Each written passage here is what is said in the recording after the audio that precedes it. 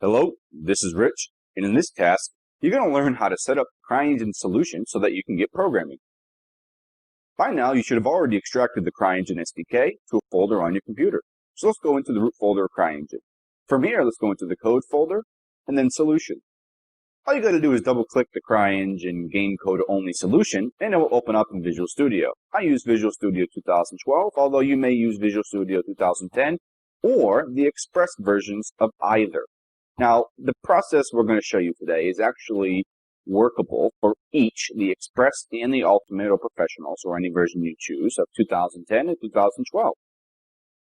Now, if you look on the left-hand side here, you're going to see all the projects that CryEngine comes with. We have CryCommon, CryAction, CryGame, and CryGame scripts. Now, the most important ones here are actually CryCommon, CryAction, and CryGame, with CryGame being the most important one here because we are going to be modifying this DLL throughout the tutorial series and when you create your game.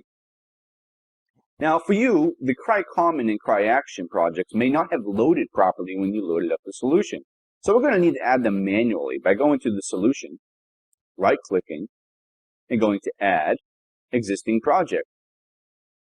Now from here you go to the root directory of CryEngine, go to your code, CryEngine, and then if your CryAction project did not load, go into the CryAction folder and load up CryAction's header. Now, if the CryCommon project did not open, then go into the CryCommon folder and open up CryCommon project. Beautiful. Now, there's one last step to get you set to finish this task here of setting up the CryEngine solution, and that's making sure that the CryCommon and CryAction projects do not build. This is because CryEngine SDK does not come with the full source code of the CryCommon and CryAction, hence why we cannot build them. So what we need to do is we need to go into the solution by right-clicking and going into the configuration manager. Now, for tutorial purposes, I have checked all of these to build for the debug and Windows 32 project.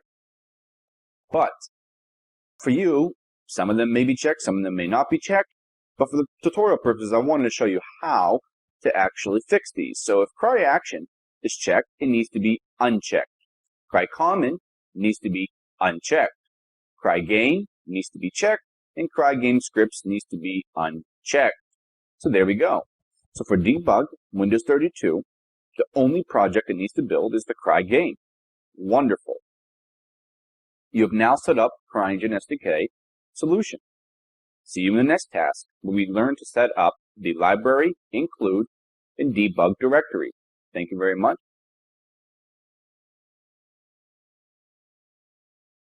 Hello, this is Rich. In this tutorial, you're going to learn how to set up library, include, and debug directory for the CryEngine SDK. Very simple. All you got to do is go to the CryGame, Properties, and look at the couple of options we have here. Firstly, I would like to talk a little bit about some extensions for the CryEngine SDK, mainly an extension from a good friend, Hendrik Polzinski. He created a plugin SDK which allows you to create custom code, compile it to a DLL, and CryEngine will load it automatically. That way you don't really have to mess with the game DLL. Everything can be put into your own little modular packages. It's absolutely wonderful. I will include a list of all links to a bunch of cool extensions to the SDK, including Hendrik Polzinski's plugin SDK. And I'll also include a list of common compilation errors. So, in case you want to include some third-party library, you'd have to go to the Visual C++ directory, and then under Include Directories option, you would simply edit and browse for the folder that has all of your header files in it. Then under Library Directories, you would simply browse for the folder that has all of your .lib and .dll files. Now, in order to debug CryEngine, you simply go to the debugging directory, go to the command, and you would type the application you want to start up. In this case, you can go to Browse, go to the CryEngine's root directory, bin32 or bin64, depending on which one. You have two choices. You could choose the editor.exe or the launcher. I like to choose the editor.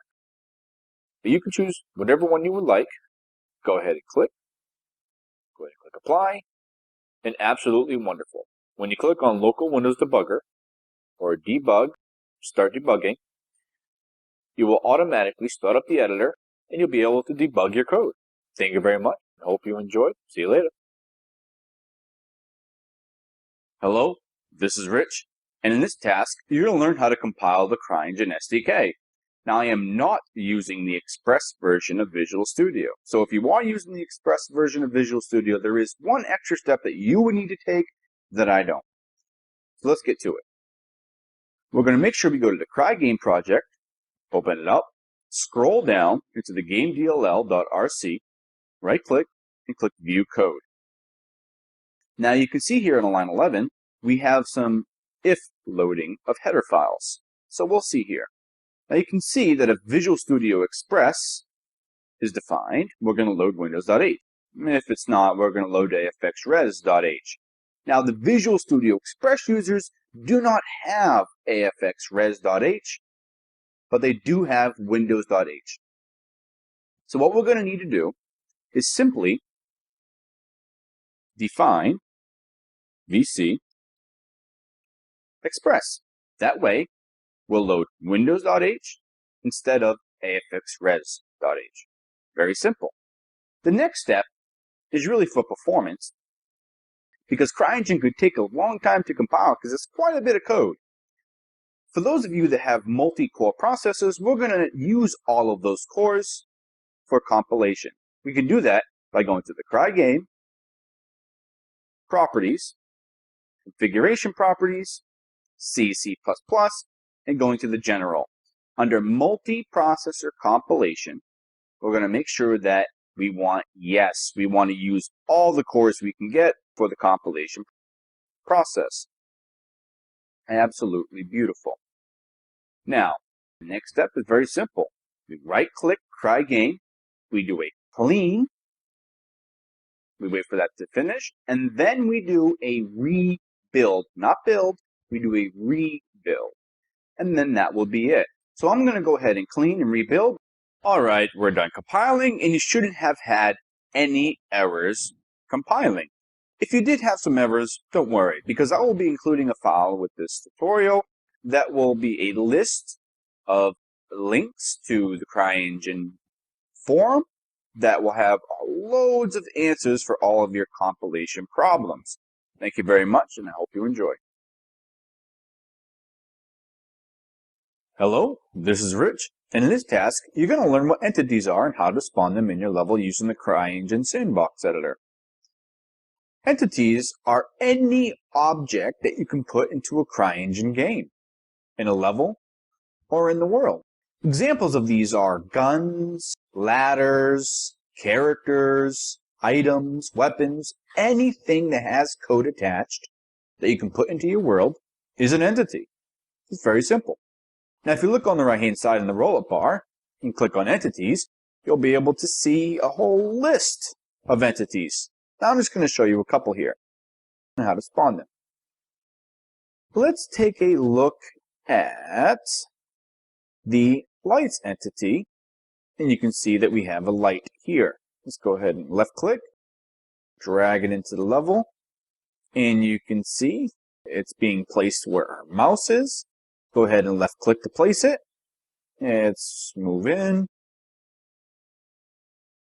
Go ahead and move the object up, and there we go. You can see that the color of the light is white.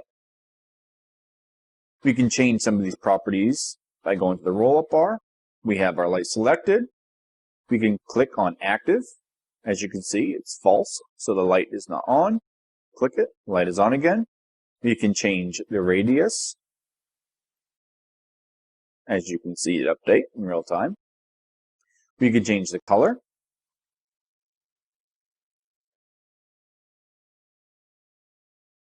You can see it update in real time. You can change how bright the light is. HDR. How much specular. And a whole bunch of other options. This is an entity. Let's go ahead and add another one. We're going to look in here, and let's take another interesting one. This is cool. Let's look under the environment, and look at the snow. This one's very cool. So click, drag it into the level, move it around. You can see it's updating in real time. Let's left click place. Let's go over to where it is. You look up, you can see there's snow. Let's look at the properties. Right hand side, make sure our snow entity is selected in our level. Enabled. Turn that off. The snow is going to be gone. And on, it's enabled. Let's look at the snowfall properties. We have the brightness of the snow. You can see the snow is black. Or we can make it really white. You can affect the gravity. Right now it's moving sideways. You can get it to move more of it down. We can change the snowflake count. Let's bring this all the way down. Barely any. Or we can bring this way up and have a bunch. The size. Turbulence. So as you can see, entities are anything that you can add to the level, and you can change their properties right in the roll-up bar here. Thank you very much. Hope you enjoyed. See you in the next task. Hello, this is Rich, and in this task, you're going to learn where entity properties come from and how to change their default values. So we're going to work with this light here. So make sure the light is selected. And as you can see, the default value for the light is white. The color is white. And the radius is massive. It has a 10-meter radius. So let's go to the right-hand side and look at the properties here. You see that the radius is 10, and that the diffuse color is pure white. 255, 255, 255. Beautiful. And you can change all of these properties. Now, for this entity, the properties are held in Lua. See, entities can have a C++ counterpart as well as an optional Lua counterpart. And this particular entity does have a Lua counterpart. So that's what we're going to do. If you scroll down a little bit further, you're going to see that this entity has a script located in the Scripts, Entities, Lights folder called light.lua. All we got to do is click on this Edit Scripts button, and we got the script loaded in our default text editor. Let's take a look at the right-hand side here in CryEngine. Scroll up just a little bit and take a look here. So you can see that the name of the C++ class is Light, but more importantly, C Light. But we'll talk about that a little bit later in the next tutorial. So the table here in Lua is Light, representing the name of the class. Now inside this entity table here, we have the properties table. Now everything that you want to show up in the CryEngine editor for the entity needs to be inside of a properties table. You can see that we have this beActive here equals 1. You look in CryEngine, we do have an active box, and it's checked, meaning true. 1 is true, 0 is false, obviously. We have radius equals 10, radius equals 10. If we scroll down, we have style table. If you look in CryEngine, we have a style panel. Let's go into the projector table. And in CryEngine, we have a projector panel. Color table, we have a color panel. Options table, and we have an options panel. If you look at the options panel, you can see that we have V-cast shadow. Cast shadows is never. Cast shadows is 0. We can look at the shadow bias equals 1. CryEngine, shadow bias equals 1. So these are the default values of entities when they're first spawned into the world. When they are changed, they are no longer correspond to this file. They are all held in the entity properties. Let's go ahead and change the default value. So for the radius, we want to be 1. Very, very, very small. Actually, let's go with 5. Half the size. And let's change the color. So we find the color diffuse, which corresponds to the diffuse here. And this is a value between 0 and 1, 0 meaning black, 1 meaning white. So we want this to be red. So we'll keep the 1 and make the blue and green, green and blue, 0. So the color will be red by default. Let's right click, save, go back to CryEngine. Very simply, on the roll-up bar, reload your scripts. Because we changed the script file, after we reload, we need to delete our entity and add it back again. Click and drag. You can see that the color of the light is red and the radius is half as big.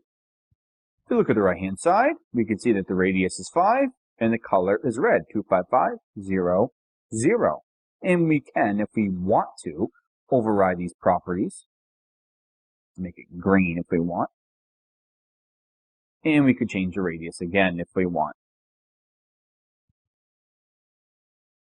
Thank you very much. I hope you enjoyed, and I'll see you in the next task.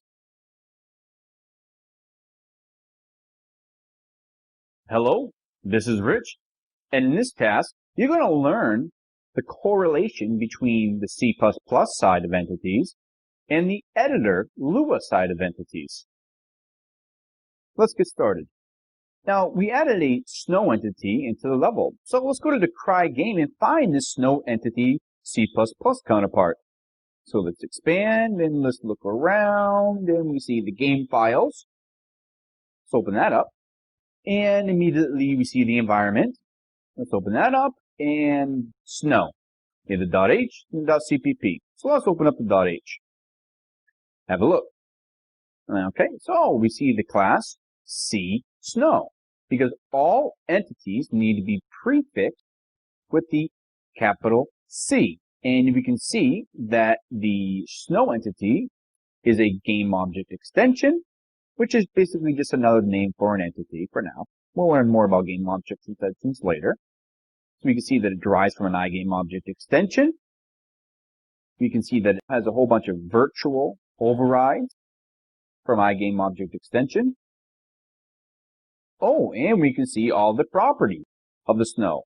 Remember, it had the snow amount, the frost amount, the surface freezing. Remember, the snowflake size and count, the brightness, the gravity, the turbulence. These are all the C++ variables. Pretty interesting.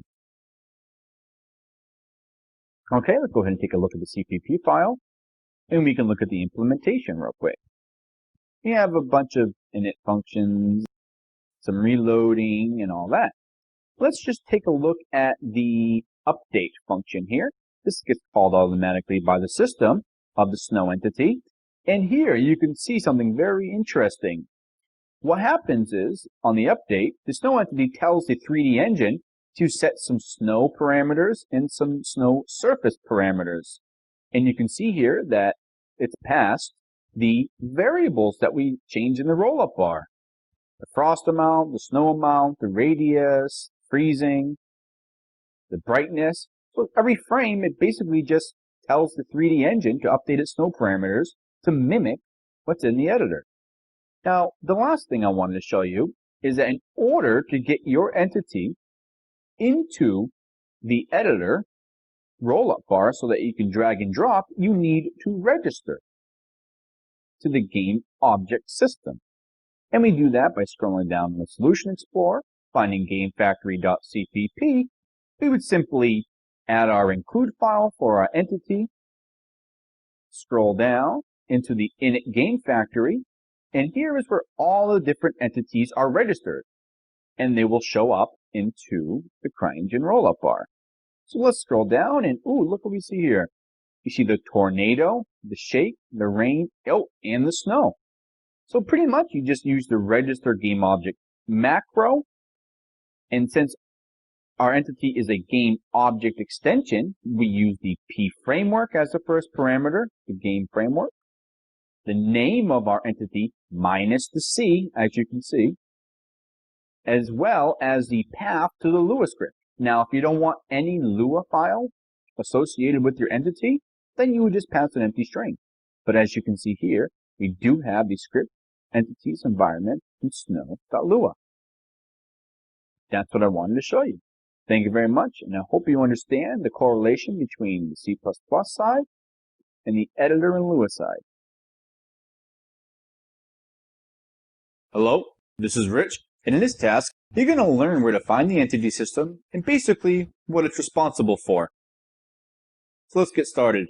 To find the entity system, you're looking for the iEntitySystem.h interface file. So we're going to find that in the CryENGINE interfaces_h, scroll down, and the iEntitySystem.h. Now let's use the class selector to find the iEntitySystem.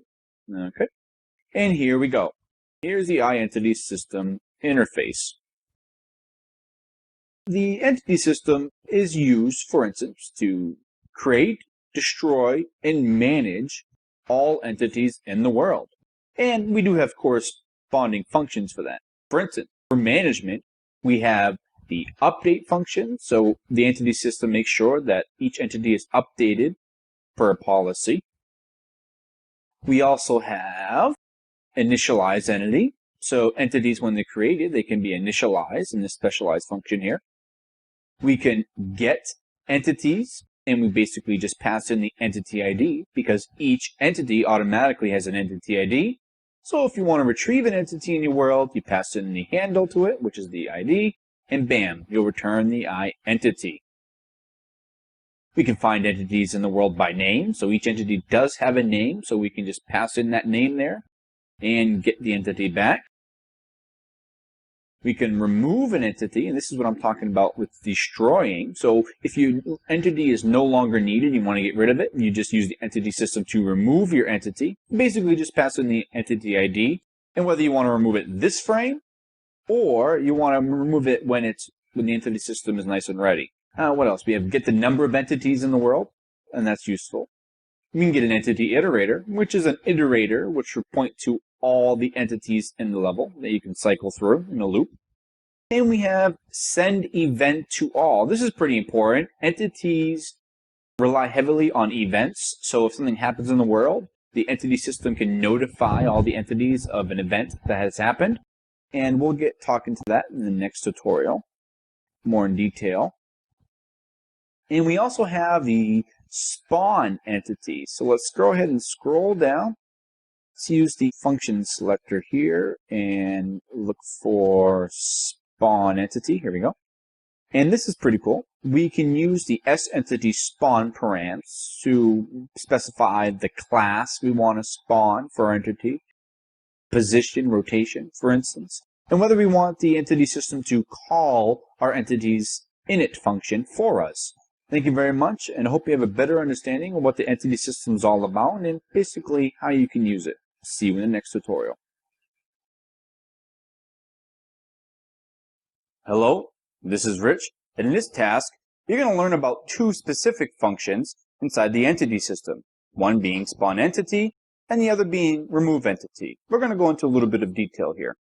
So first, we'll talk about the spawn entity. As you can see, the first parameter it takes is the sEntity spawn params. And this is just a bunch of parameters that lets the entity system know where to place your entity in the world, what kind of rotation it has, what class it is, and what ID it has, and what script it uses.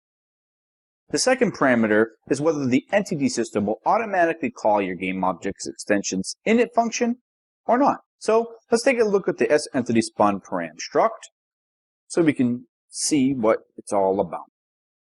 Okay, sEntity spawn params, beautiful. The first four here is the ID, previous ID, GUID, previous GUID. These are all optional. The entity system will create these automatically if you don't set them. I recommend you do not set them, let the entity system automatically generate them. But the ID, previous ID, GUID, and previous GUID are basically just ways to get a handle on your entity. P-class is the iGameObject extension class that you want to spawn. So we took a look at the snow class. So if you wanted to spawn the snow class, we would just pass that into the iEntity class. The P-archetype is basically just a preset of an entity with already set values that are predefined, but we're not going to talk about that. The layer name is the layer you want to add the entity into when it spawned. The name is any name you want this entity to have.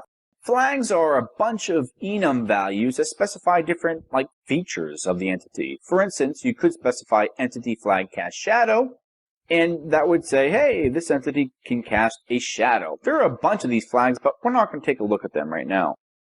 Ignore lock specifies whether to spawn this entity, even if the entity system is locking that we don't want any entity spawn. So it's going to spawn an entity anyways if this is true. The static entity ID is the same as an entity ID, except that when levels are switched, the ID stays the same. It's not regenerated into a different number. Position is the position you want to spawn the entity in the world. The rotation is the rotation you want the entity to be spawned in, and the scale is how big the object you want. User data is any data you want to pack into this entity when it's spawned. It can be retrieved later on. It can be specific to your entity.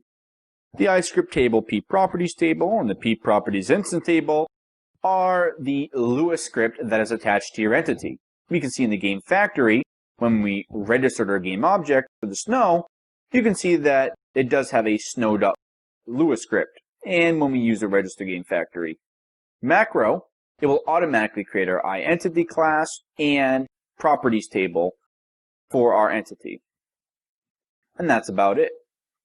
Now let's take a look at the remove entity function. So we'll look at the method selector here, and we'll go to remove entity. Now, this is very important. When you create an entity, do not use the delete keyword. I know we're all used to using the delete keyword on pointers. Unfortunately, if you do that, CryEngine will crash. You always use the remove entity function of the entity system to remove your entity. So if you already have your entity, just use its function, getID, to get the ID, and you can have CryEngine get rid of your entity. Now, force remove now will remove your entity this frame. Otherwise, it'll just remove it at the next possible moment. Now, let's take a look at that snow entity to see how the remove entity works. So let's take a look at the snow entity, and let's go to the snow CPP, and let's look at a specific function called release. There we go. So when you use the remove entity function and you pass in the entity you want to remove, it will call that entity's release function. Here, you would delete your iGameObject extension by calling delete this. And you would also use this place to basically deallocate any resources your specific GameObject entity had. Thank you very much. I hope you enjoyed, and I hope you learned a little bit more about the remove entity and the spawn entity function. See you in the next tutorial. Hello, this is Rich, and in this task, you're going to learn a little bit about entity events. Entity events are things that entities do that are signaled across the entity system. So let's say an entity was spawned. Then the entity event would send a signal to all the entities in the level saying, hey, an entity was spawned. And some optional parameters that are specific to that event would be passed along as well. So let's take a look at the send event to all function. The entity system, if you call the send event to all, will send your specific sEntity event to every single entity in the system. So let's take a look at the sEntity event struct here. So let's go ahead and search for the sEntity event. We'll scroll down, and here we go. So the sEntity event struct consists of a couple things here. One, we have the eEntity event, which is the event we're actually signaling, we're firing off. And the nparam and fparam are just arbitrary values that you can pass along with your event that are specific to your event. So if you are spawning an entity and you want to send a spawn entity event, then you could pass, for instance, say, the memory address of the entity that was spawned. That way that the guys receiving the event can do stuff with that entity that was spawned. So let's take a look at all the list of the entities that are currently defined. Right-click, go to definition. And here we have a long list. Entity event xform. So if the entity was moved or rotated or scaled, then the entity system would send this event to all the entities. And if, as you can see, nparam 0 index is a combination of the eEntity xform flags. Let's say your entity was hidden or it was unhid, then the entity system would call the entity event visibility. And nparam 0 would be 1 if the entity was visible, or 0 if the entity was hidden. As you can see, this is a very, very nice system they have. If you wanted to add your own events, you'd simply scroll down to the bottom of the enum, and right before the entity event last, you would add in your own enum. And then you would add some description of what you want to pack into your parameters. That way you don't forget what is actually in these parameters. And there we go. Now let's take a look at the snow entity once again to see what happens with these events. So go to the snow entity and go to the snow class. Now each entity, game object extension, has a handle event function, process event function, rather. So under the process event gets called automatically by the system when any S-entity event happens, and here we go. Now we have a switch case of the event. In case the event is done, as you can see here, if you look over the code hints, we have sent before entity is removed. So when the snow entity is about to be removed, we basically say, hey, 3D Engine, set all of the snow parameters to 0 because we don't have a snow entity anymore. So that's how you handle entity event. You can send and entities can handle. Pretty cool. If I wanted to access some of the parameters of the event, I would simply use the event. I can use the fparam or nparam.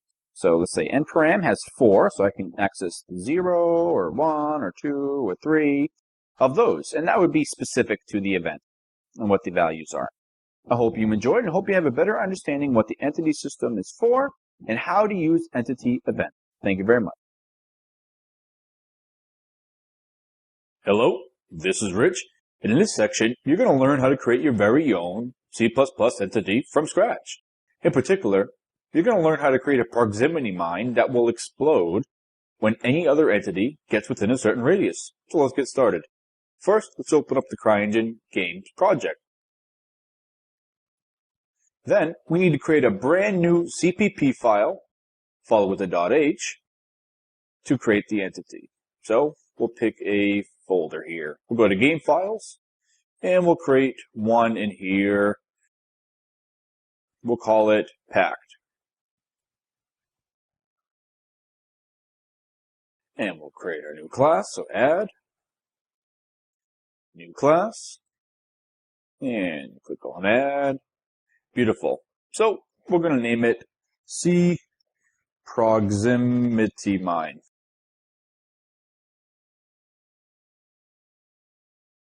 Now, it is important that your entity class starts with a C, as it is needed, CryEngine.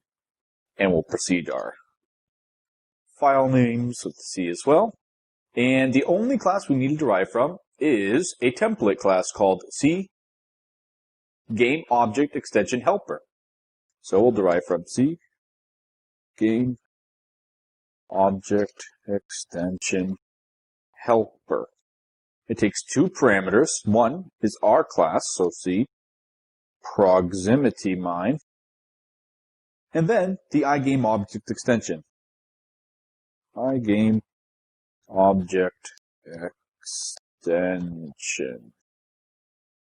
And we'll go ahead and create a virtual destructor and finish. Beautiful. Let's go ahead and shorten this include here. Nice. So we've now derived from the appropriate class. Now let me explain the CGame Object Extension Helper a little bit and why we have the template parameters. Technically, you could just derive from the iGame Object Extension, but every entity does need networking ability.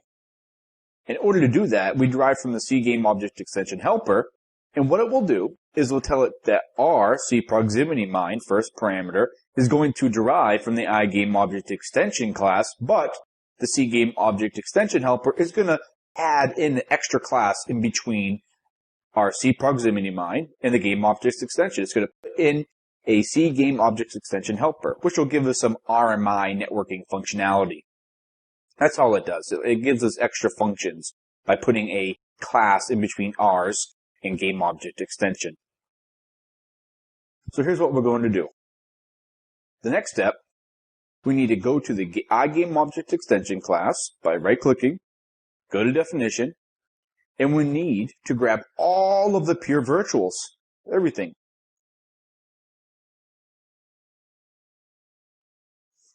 And we'll just go all the way down, keep going until we go here. Beautiful. Go ahead and copy. And let's add them to our class. iGameObjectExtension. Them here. Beautiful. That's all we need to do. In the next task, you're going to learn what each of these functions do. Thank you very much. Hope you enjoy.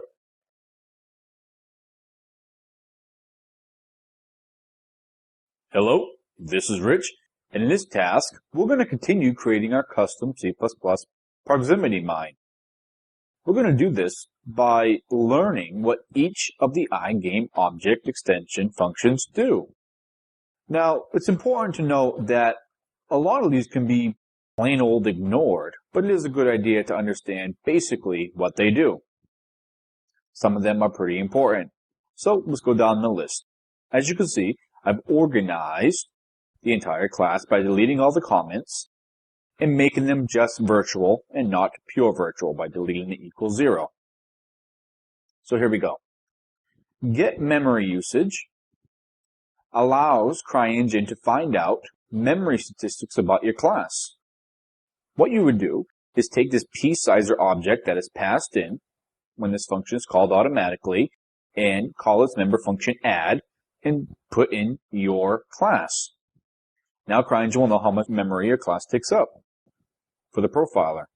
On the init function, whenever you spawn an entity using the entity system or the roll-up bar in the editor, CryEngine will create a game object, assign that game object to the entity that it created, and then attach your game object extension, which is our proximity mine, to the game object. But it doesn't automatically let the game object know that it's a child of game object extension. So, in this function, it gets called when you spawn your game object extension. And then you would use it to attach your game object extension to the game object that is passed in. Under post init is a place where your entity is fully initialized and you can actually do stuff with the entity. It's called right after the init function automatically. Init client is the same thing. It's an initialized function that's called after your entity is spawned. And it gives you a chance to do any initialization specific to the client. Post init client is the same thing as post init, but you're specific to the client. Reload extension. This gets called whenever the editor, for instance, reloads scripts, or when you're jumping in-game or leaving game into the editor. pGameObject is the game object that is getting reloaded, and the spawn params are the params that it was spawned with. Now, it does return true or false. If you return true, the game object will keep this game object extension. If you return false, CryEngine will drop your extension from the game object. Post-reload extension, basically, it just gets called after you reload your extension, in case you want to do anything there. Get entity pool signature can pretty much be ignored. It really has no use. I would return true to let it know that everything went okay. Release gets called automatically when you tell the entity system to remove your entity. Now, this game object extension will be deleted from the game object that it belongs to, and then the game object will be deleted from the entity it belongs to, calling the release function in the process. It is important to note that you should never use the delete keyword on your game object extension. Always grab the parent entity that is the owner of this game object extension and use the entity system to remove it. The release function will get called automatically, and that's the perfect place to deallocate your resources and do some cleanup. Full serialize is a place that you can serialize all your variables of your class. That way, it can be loaded or saved through saved games, etc. It gets called automatically. Net serialize is the same exact thing. Now, the tserialize object is the object that CryEngine wants you to serialize with. You just basically take the SCR, the serializer, dot, add, and then you pass in a this pointer for your class. That's basically, well, automatically serialize your entity. Aspect, in case you're serving over the network, what it will do is you'll tell it what type of serialization that you want to serialize with. Are you serializing physics or the network?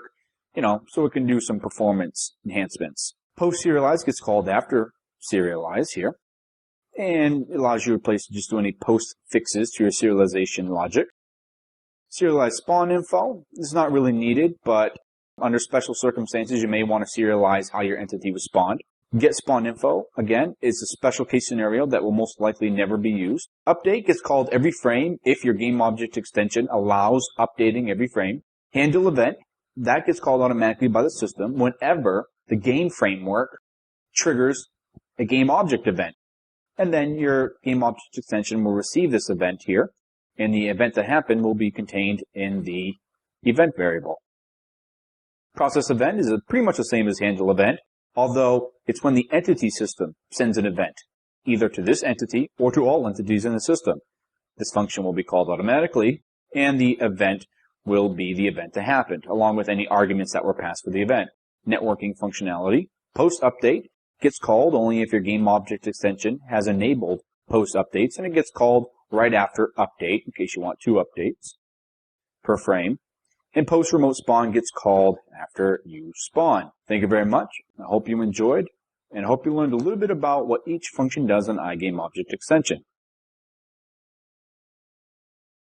Hello, this is Rich, and in this task, we're going to continue creating our custom C++ proximity mine by adding default definitions to our iGame object extension functions. Now, like I said, a lot of them can be ignored, but we do need to add some default functionality just to make sure our entity class works.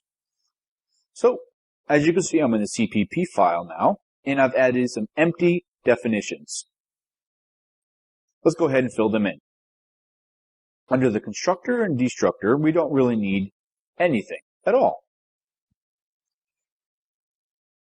Under get memory usage, we're going to take the p sizer that is passed in when this function is called automatically, and we're going to add, and we're going to add this class. That way, CryEngine will know how much memory our class is taking. Under the init function, remember this gets called whenever we spawn the entity, and what it does is the entity system, whenever it spawns, creates an entity, then creates a game object for us. Then it creates our game object extension, in this case, cproximity mine, and then it calls the init function of our extension. It then says, hey, I created this game object for you, please use it. So that's what we're going to do. We're going to call our iGame object extension's protected member function. We get this from the base class, set game object. That way our extension knows what game object is using. We can access it later. Beautiful. After we've done that, we simply need to enable updates, because we do want our class to have updates. So we take the p game object, and we're going to enable update slot. Every game object have different slots. Different slots correspond to the different extensions that you have on your game object. Particularly, this is one extension that is on our game object, so it will be slot 0. And then we have to pass in the game object extension that we want to update, which is this, and then the slot, which is 0. We are at slot 0. And then if everything is successful, return true. Next, post init. Now by this point, our entity is fully initialized. Our game object is inside of the entity that was created. And our game object extension now has the game object as well. So now we can start doing stuff. In particular, we'll take this enable update slot just to be sure, and we'll put it in post init. And that's all we're going to have to do there. Under init client, we don't need to do anything. Under post init client, we don't need to do anything. But we do want to make sure that every time our extension is reloaded, that our extension is kept on the game object. So we're going to return true to make sure we keep our extension on it. And then when we reload the extension, we want to call our protected member function reset game object. Make sure that's very important, because the game object could have changed since the reload, or the entity could have changed since the reload. So we make sure we reset it. Under post reload extension, we don't need to do anything. We're fine there. Under get entity pool signature, we don't need to really get that, but we will return true to let it know that, hey, the signature is okay. Under release, we're going to delete this, because you can't call the delete on the extension. So the entity system, when the entity is deleted, the owning entity is deleted, our extension will receive its release. Therefore, we tell it, hey, we're okay to delete now. Under full serialize, we don't need to do any serialization for our class yet. Under net serialize, we're going to return true to let it know that, hey, our serialization is A-okay, no problems. Under post serialize, nothing. Under serialize spawn info, nothing. Under get spawn info, we don't need anything, so we're going to return a null pointer. Now, updates will be enabled because we enabled them in the post init function, and we'll be doing stuff with that a little bit later. Under handle event, nothing needs to be done. Under process event, nothing. Set channel ID, set authority, get RMI base now, and you do need to call the parents version. So this get RMI base comes from that middle layer, the C game object extension helper. That's where this function comes in. And it's already defined, so we'll just call that version. So C game object extension helper, and we'll call the get RMI base. And we'll go ahead and return that. Under post update, nothing needs to be done. Post remote spawn, nothing needs to be done. Thank you very much. I hope you enjoyed, and I hope you learned a little bit about what needs to happen in each of these functions. Enjoy. Stay tuned. Hello, this is Rich. In this task, we're going to learn how to register our newly created entity. Without entity registration, you would not see it in the rollup bar in the entity editor, and you won't be able to spawn it or use it at all through code. So we need to do that. Now, thankfully, Crytek created a callback function that automatically gets called whenever the game is initialized, okay, when the game starts up. We can find this function in the CryEngine project under Game Files and Game Factory CPP. Now, the first thing we need to do is let this file know about our class here. So we're going to include our C proximity mine. And then we're going to scroll down to the init game factory. Now you can see Crytek has already added quite a few. Some player class, grunt, civilian, flyers, items, accessories, C4, all this stuff. So what we're going to do is we're going to scroll down here, and we're going to use a nice little macro called register game object. I'm going to do that right here. So we're going to register game object. Beautiful. Now, the first parameter is specific to the type of game object extension you are creating. In this case, we're creating a entity game object that is kind of a generalized entity. It's not specific. It's not like a vehicle specifically or anything like that, or a AI character. Those are specific type of entities. But we're creating a kind of general anything goes kind of entity. So we're going to need the P framework. So we're going to take the P framework, which is the game framework. P framework, which is the iGame framework pointer. Okay? In case you don't know where that was, at the top of the function, Crytek uses the P framework, so they stored it up in a variable right here. So the init game factory passes in the P framework. Beautiful. That's where that P framework variable comes from. Second parameter, we have the name of our entity class or game object extension. It's C proximity mine. Now this is why our entity needed to be called C, because this macro, register game object, automatically appends a C at the end. So the entity system will try to look for your class that begins with a C. That's why it's needed. But since the register game object automatically prepends a C, we're just going to type proximity mine without the C. Beautiful, proximity mine. And we don't have any Lua script attached to our entity, so we'll leave that blank for now. If we did have a Lua script, which we will have soon enough, then you would place the file of that Lua script. Beautiful. Now, our entity is actually viewable from the CryEngine rollup bar, and we can actually spawn it through code. Thank you very much. I hope you enjoyed. Hello, this is Rich, and in this task, we're going to load some actual geometry for our proximity mine. Pretty cool. So what we're going to do is we're going to find the model that we want to load by going to the CryEngine root directory, going into the game, and finding an object. What kind of model do we want? Well, the closest thing we got to a proximity mine that comes with the SDK is under Weapons and AV Mine. CGF is what denotes geometry. It stands for Crytek Geometry File. We'll go ahead and we'll make sure we grab that avmine.cgf. So we'll go ahead and take everything from the game, because everything in CryEngine is relative to the game root directory. We'll go ahead and take that. And what's the best place to do this? Well, whenever our entity is spawned or reloaded, the init function gets called, as well as the post init. Well, we know in the init function, everything isn't really well at this point in time, but we do know that everything is a-okay in the post init function. So after we've enabled updates on our class here, we're going to load a model.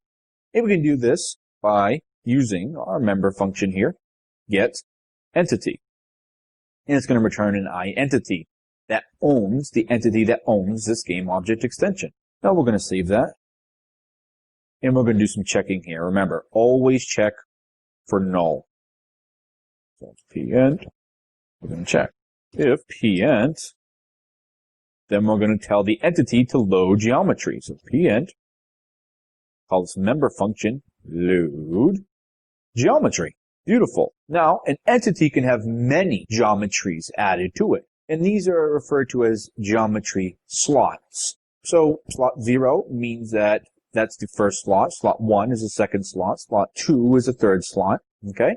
So we want to load this model into the very first entity slot here, geometry slot. Second parameter is file name. Well, we already know this. Games / objects / weapons / avmine .cgf. Beautiful. Next parameter is geometry name, which is not important at all. So what you should do is pass null here and cast it to a constant character pointer. Next up is the load flags. There's only really two. There's no streaming this geometry doesn't allow streaming, and do we want to physicalize it or not? We do want this geometry to have physics to it, so you can actually collide. It's not physically simulated, but it will have collision to it, okay? That's what we want. So we'll do the iEntity, eEntity load flags enum, and we want to EF auto physicalize, or we could have just pressed 1, because that's what the enum value evaluates to. Beautiful. Now our entity actually has geometry in the first slot, and the name is avmine.cgf. And we have collision. We generated collision for it. Thank you very much. Hope you enjoyed. Stay tuned for the next part. Hello, this is Rich. And in this task, we're going to actually add our own custom game logic. This is where we're going to decide where the entities in a certain radius need to be for them to be affected by our explosion. We can do this right in the update function. It's a perfect place. So every frame, we're going to check what kind of entities are within our proximity. And if they are, we're going to add a physics impulse. We're going to add a boom, an impulse right to all the entities that are in the area, and do some massive damage, actually enough to kill them. So let's get started. So first thing we need to do is we need to make sure our entity exists. So we'll go ahead and do that. Get entity. So we're going to make sure that the owning entity actually exists. We're going to store that in I entity p ent. And then we're going to check if p ent. We want to always make sure we check for null. Okay, so if our entity exists, what are we going to do? Well, we're going to tell the entity system to run a proximity check. Just get all of the entities that are within a certain area, kind of like a radius. So if our P entity is in a certain position, it's going to get, let's say, a radius of 10 meters around our proximity mine and say, hey, entities, are you within radius? Let's go ahead and do that. Go ahead and get the global environment, which is where we can get a pointer to any system in CryEngine. We're going to get the entity system, so P entity system. And we're going to run a query proximity. Now this will gather all entities that are within a certain proximity query. And it takes a proximity query that we want. So S entity proximity query. We're going to fill some parameters in here. We're going to take the bounding box. This is the area, the actual place, the area that we want to test if there's entities inside of. And this is an AABB. The bounding box, okay? So we're going to create an AABB, and it has a beautiful constructor that makes creating bounding boxes super easy. And what we'll have here is a point, so a vector 3 position, an X, Y, Z position, and then a radius around. Well, this is beautiful. We'll take our entity's position, so the place of where the mine is, right? So get world position of our entity.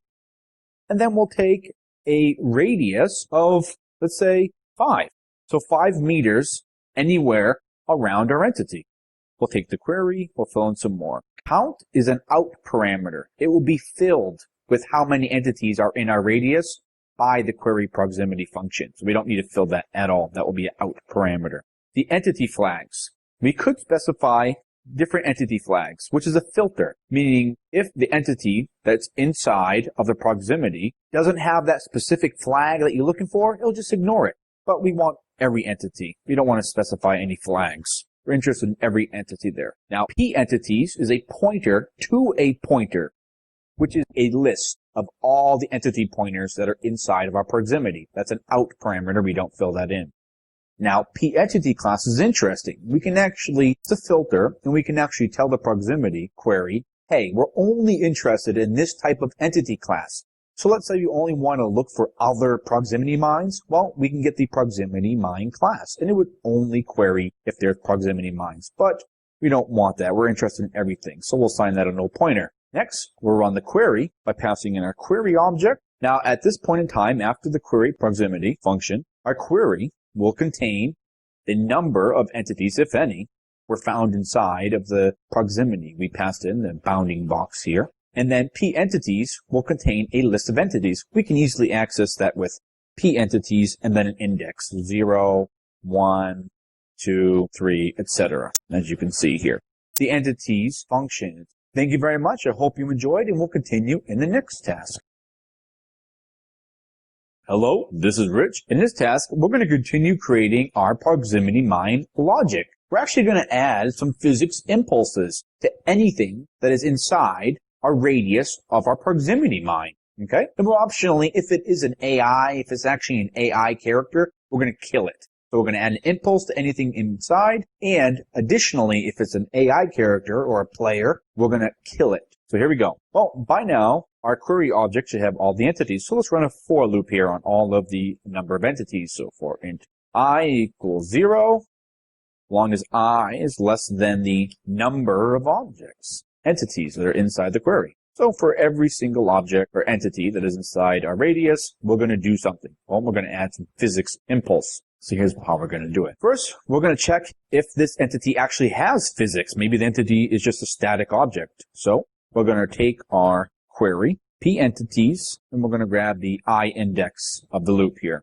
And we're going to assign that to the entity. So I entity P query ent equals, there we go. P query ent will always exist here. So what we're going to do is we're going to check P entity get physics. Calls member function get physics. It's going to return an I physical entity. I physical entity. Now P query physent equals the physics. Now, how do we check? We simply say if it's not null. If the pQuery physEnt does exist, the entity does have physics. So let's add some impulse to it because it is within our radius. Let's add some impulse. Very simple. We'll take the physics entity that we have, so pQuery physEnt, and we'll do an action on it. Various actions can be performed on physics entities. So there's a bunch. PE underscore move, PE underscore impulse, and that's what we need. Now the action function takes in a PE action pointer. So let's go ahead and create one. PE underscore action, and we want action impulse. Beautiful. Impulse. We'll go ahead and take this impulse and fill information about it. Now, only 2 is needed in this case. Angular impulse, you can add a vector 3 on an angle you want to add. So let's say you wanted to, when you hit an object, it's going to like spin out like crazy. You can add an angular impulse. Apply time is whether you can pass 0 if you want it to impulse immediately. Pass 1, apply before the next time step, or apply 2, which is after the next time step. We'll apply it immediately, so we'll give it a value of 0. The next important one here is impulse. It's a vector 3, which is the direction, x, y, or z, normalized vector, what direction we want to go to. Now, the length of the vector is how much meters per second the impulse should be. So it's the strength. The normalized vector is the direction, and the length that you add to it will be interpreted as the power, how much impulse. So what direction should the entity being hit in this proximity go? Well, it should go the direction that's between our mine and the entity. It should be pushed away from the mine, no matter which way the entity is approaching from. So, very simple. We're going to take our player entity, our mine entity, so pent, get world position, and we're going to take our pQuery entity, so whatever object is in the radius, pQuery entity, get world position. So we're going to minus them. And that will give us, 2 vectors subtracted gives us a direction vector. So we're going to create a vector 3 direction. We're going to normalize it. So direction equals our query entity position minus our mine's position. And we're going to make sure that it is normalized. So the vector 3 normalized function. It will return a normalized version of it. So now we have the direction. But how much of an impulse? How far do we actually want to push the incoming entity? Well, we'll call the vector 3's member function set length. Very useful. We can tell it how many meters. Because of the length is interpreted as meters per second, if we pass a 10 in here, that means that it will blast out 10 meters per second. But it also does take the impulse. The PE action impulse also takes into account object weight. So if our entity that's inside the proximity is really heavy, then it won't have much effect. I found a good number for players is 300. Go ahead and experiment with that. Beautiful.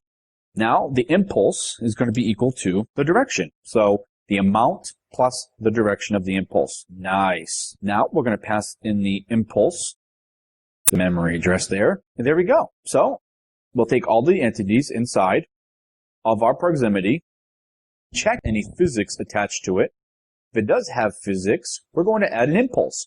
Well, we're going to get the direction by subtracting the query entity's position from the actual mine's position, and that will give us the direction that they are from each other, okay?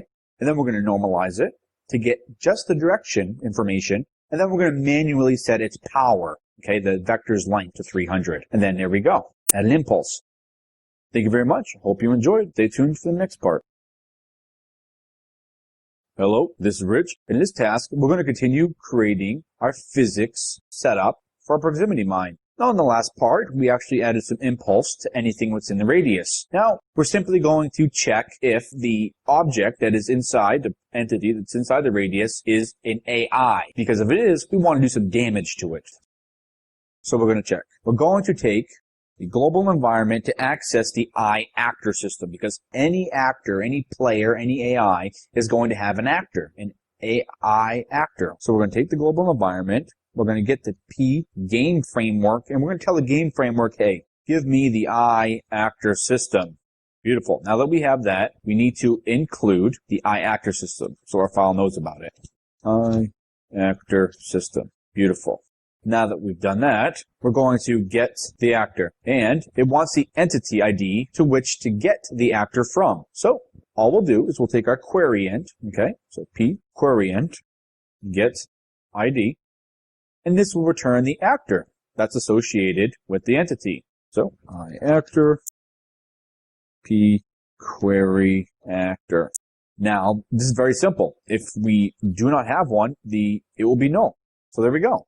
If we do have an actor, so if we are some sort of player or AI, then we can do some damage. So we'll take the p query actor and we will set the health.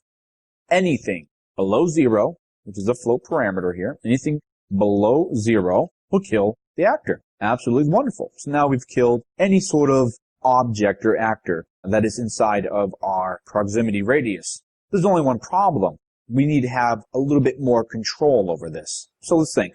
We do not want to affect another type of proximity mine. So if another proximity mine comes within the radius of a proximity mine, we don't want it to check with that, okay? We don't want them to explode on each other. So we're going to exclude all other proximity mines. We also don't want that proximity mine to affect us. So if we're throwing a proximity mine on the ground, we don't want to be affected by that. So we want to exclude the player. Beautiful. Next, we don't want the entity, okay, our actual mine affecting itself. It doesn't want to explode on itself. So we're going to exclude the mine testing the query. So here's how we're going to do that. When we check if there is a query int, we're going to make sure that it's not this entity. So if pQueryInt and the pQueryInt does not equal us, then keep going. We also don't want to affect the player. So now we're going to make sure that we don't add any impulse to the player because we're the ones who's throwing the mine. So, and we're going to take the pQueryInt does not equal us. Now, how do we get us, the player? How do we get the entity of the player? Well, it's very simple. What we will do is we'll take the P framework. So we'll query the global environment to get the P game framework. So P game framework, and we'll tell it to get the client actor. Now, this is an I actor, but always make sure that it gets us, the player's actor. Once we've got that, we'll tell it to get the entity. So now we have us, the entity. So we're not going to add any impulse if the person who's in the query is the mine itself, and if we are the ones within the radius. Now we got to add one more thing. We want to check if another mine is in the radius we don't want it to explode. So we want to exclude the mines. And this is very simple. And we're going to check if the pQueryInt, check this out, gets class, see the I entity class pointer, okay, does not equal, we're going to find the entity class of the proximity mine. So we're going to do that by grabbing the global environment, getting the P entity system, telling the entity system to get the class registry, and then we're going to query the class registry. We're going to say, hey, find a class. Well, what name is our class? What did we register our proximity mine with? Well, let's go to gamefactory.cpp, scroll all the way down. We registered our class with the register game object macro, and we named it proximity mine. Beautiful. Now, how does that have to do with the entity class pointer? Well, whenever you use the register game object macro, behind the scenes, CryEngine also creates an entity class that is unique to your entity. So see proximity mine, any proximity mine will share the same entity class. And the name of that entity class is proximity mine, whatever you use to register. So we'll grab that name, and we're going to find the proximity mine. And what does this function return? Well, the find class returns the entity class pointer. So let's go over this. We're going to make sure that we add physics impulse to anything that's in the proximity. But we're going to make sure that we're not checking for ourselves, the mine. We're going to make sure that we're not checking for the player, which is us. And we're going to make sure that we're going to exclude any other proximity mine by taking the query, the type of class, okay, and comparing it to a proximity mine. If they're not equal, then it's A-OK to add some physics impulse. Absolutely beautiful. Thank you very much. I hope you enjoyed. Hello, this is Rich, and in this task, we're going to learn how to spawn our entity, our proximity mine, through code. Now, how do we want to do this? Well, the perfect place is when we left-click. When we left-click, we want to throw a proximity mine. We basically want to take it out of our pocket and throw the proximity mine on the ground. Okay, so that's what we're going to do. Well, in order to do that, we need to get player input. Okay, player input. We can do this by going to the CryEngine project, going into the actor files, going into player, and grabbing the player input.cpp. Now, there is a function, okay, a member function of the player input class that's named onAction. Now, input is handled in various ways in CryEngine, and particularly for this class, it is handled in actions. Now, actions are just a fancy way of saying when any button is pressed, we can map that to a string action. So if I left click, that will do a attack 1 action, okay? If I right click, that could be an aim action. Now, when you change all these controls around, you don't want it to change the actions, right? So you want a way to map it. That's what CryEngine did. So different buttons and key presses can be used to do an action. So here we go. When we have the onAction function, so when anything happens, so when we key press or mouse press, we're going to get this function here. Then it's going to pass in the action ID, which is a string that's telling us, hey, this is the action that you did. Activation mode is an enum that basically says, was the action held? Was it pressed? Was it released? Was it re-triggered? And float value is actually specific to the different types of actions. So different actions may or may not use this special float value. So here's what we're going to do. When we left click, that actually does an action called attack 1. Here's what we're going to do. If the action ID equals attack 1, so when we left click, we're going to do this. But then we want to check if we've actually pressed a button. We only want to care if we're pressing it, not if we're releasing it, but if we're pressing it. So then we're going to check against the activation mode. If the activation mode equals the E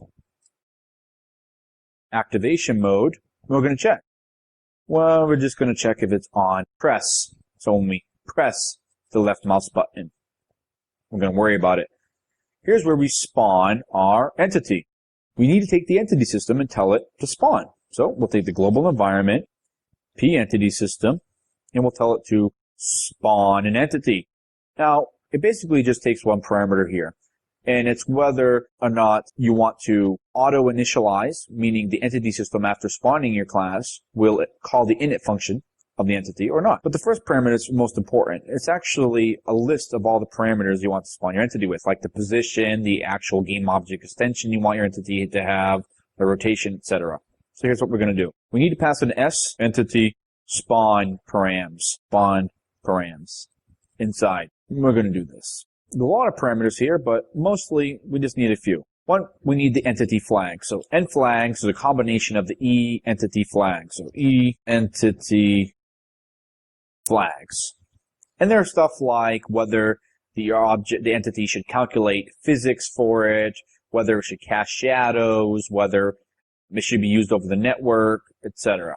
But we basically want to make sure that we calculate physics. We're not going to combine it with, we're going to say, yes, you should cast a shadow as well. Next, on spawn params, we want to tell it the class we want to spawn. Well, we want to spawn our mine class. So remember, this P class here is an I entity class. So we're going to get the class registry and tell it to find our proximity mine class. So global environment, P entity system, get class registry, and we're going to tell it to find class. Well, we're going to pass in the class name. Well, we do know that it is the proximity mine class. And this will return the entity class here. Now, we're going to stop here and continue in the next task. Thank you very much. Hope you enjoyed. Hello, this is Rich. In this task, we're going to continue spawning our entity through code. We left off by getting the entity class that we want to spawn by using the entity system, getting the class registry, and go ahead and finding our class by name. So let's continue. Scroll down a little bit. We're going to make sure that we get the rotation, an optional friendly name we want to give our entity, and add the position and the scale. So let's go ahead and add the rotation. We don't really care about the rotation that it spawned in, so we'll just pass in the identity matrix. We'll pass in the special value called identity. Basically, it's an enum with 0. Okay, it evaluates to 0. You could basically just add 0 there if you wanted to. So we're going to go ahead and grab the name, and we're just going to give it a friendly name. We're going to call it Proximity Mine 1. We're going to take the spawn params. Oh, by the way, when we're dealing with the entity name, it could be anything you want. It actually does not have to be unique. You could have many entities with the same name, although it's kind of counterintuitive because this name is used to grab your entity by name. So let's say you want to get a handle on your entity. So you tell your entity system to get your entity by name. So you would pass in this proximity mine 1 and return the entity with that name. If you have multiple entities with that name, it will just return the first one it finds. So it could end up in problems. So I recommend it being unique, although it doesn't have to be. We're going to take the spawn params and we're going to grab the position. Now, what position do we want it in? Well, we want it in the player's position. We're going to throw the entity. We want it in our position, maybe arm height, maybe 1.5 meters up, so like chest level. So we're going to do this. We're going to take our P. Well, the player input class actually saves the player actor with m_p player. So we're going to take the player. We're going to get the entity that's associated with the player, and we're going to get world position. Now that we've got the world position, we're going to add 1.5 meters on Z because when you're talking about actors, the position is at their feet. That's where it's going to return. So you want to offset it by, let's say, 1.5 meters in the Z. That way we get the chest area. When we throw it, we want to spawn it towards the chest area. So get the world position plus 0x, 0y, 1.5 meters, positive Z. Next, we want the scale. We don't really want to scale at anything. We'll take the geometry's size when it was exported from 3D Studio Max or Maya. So we'll just basically say, hey,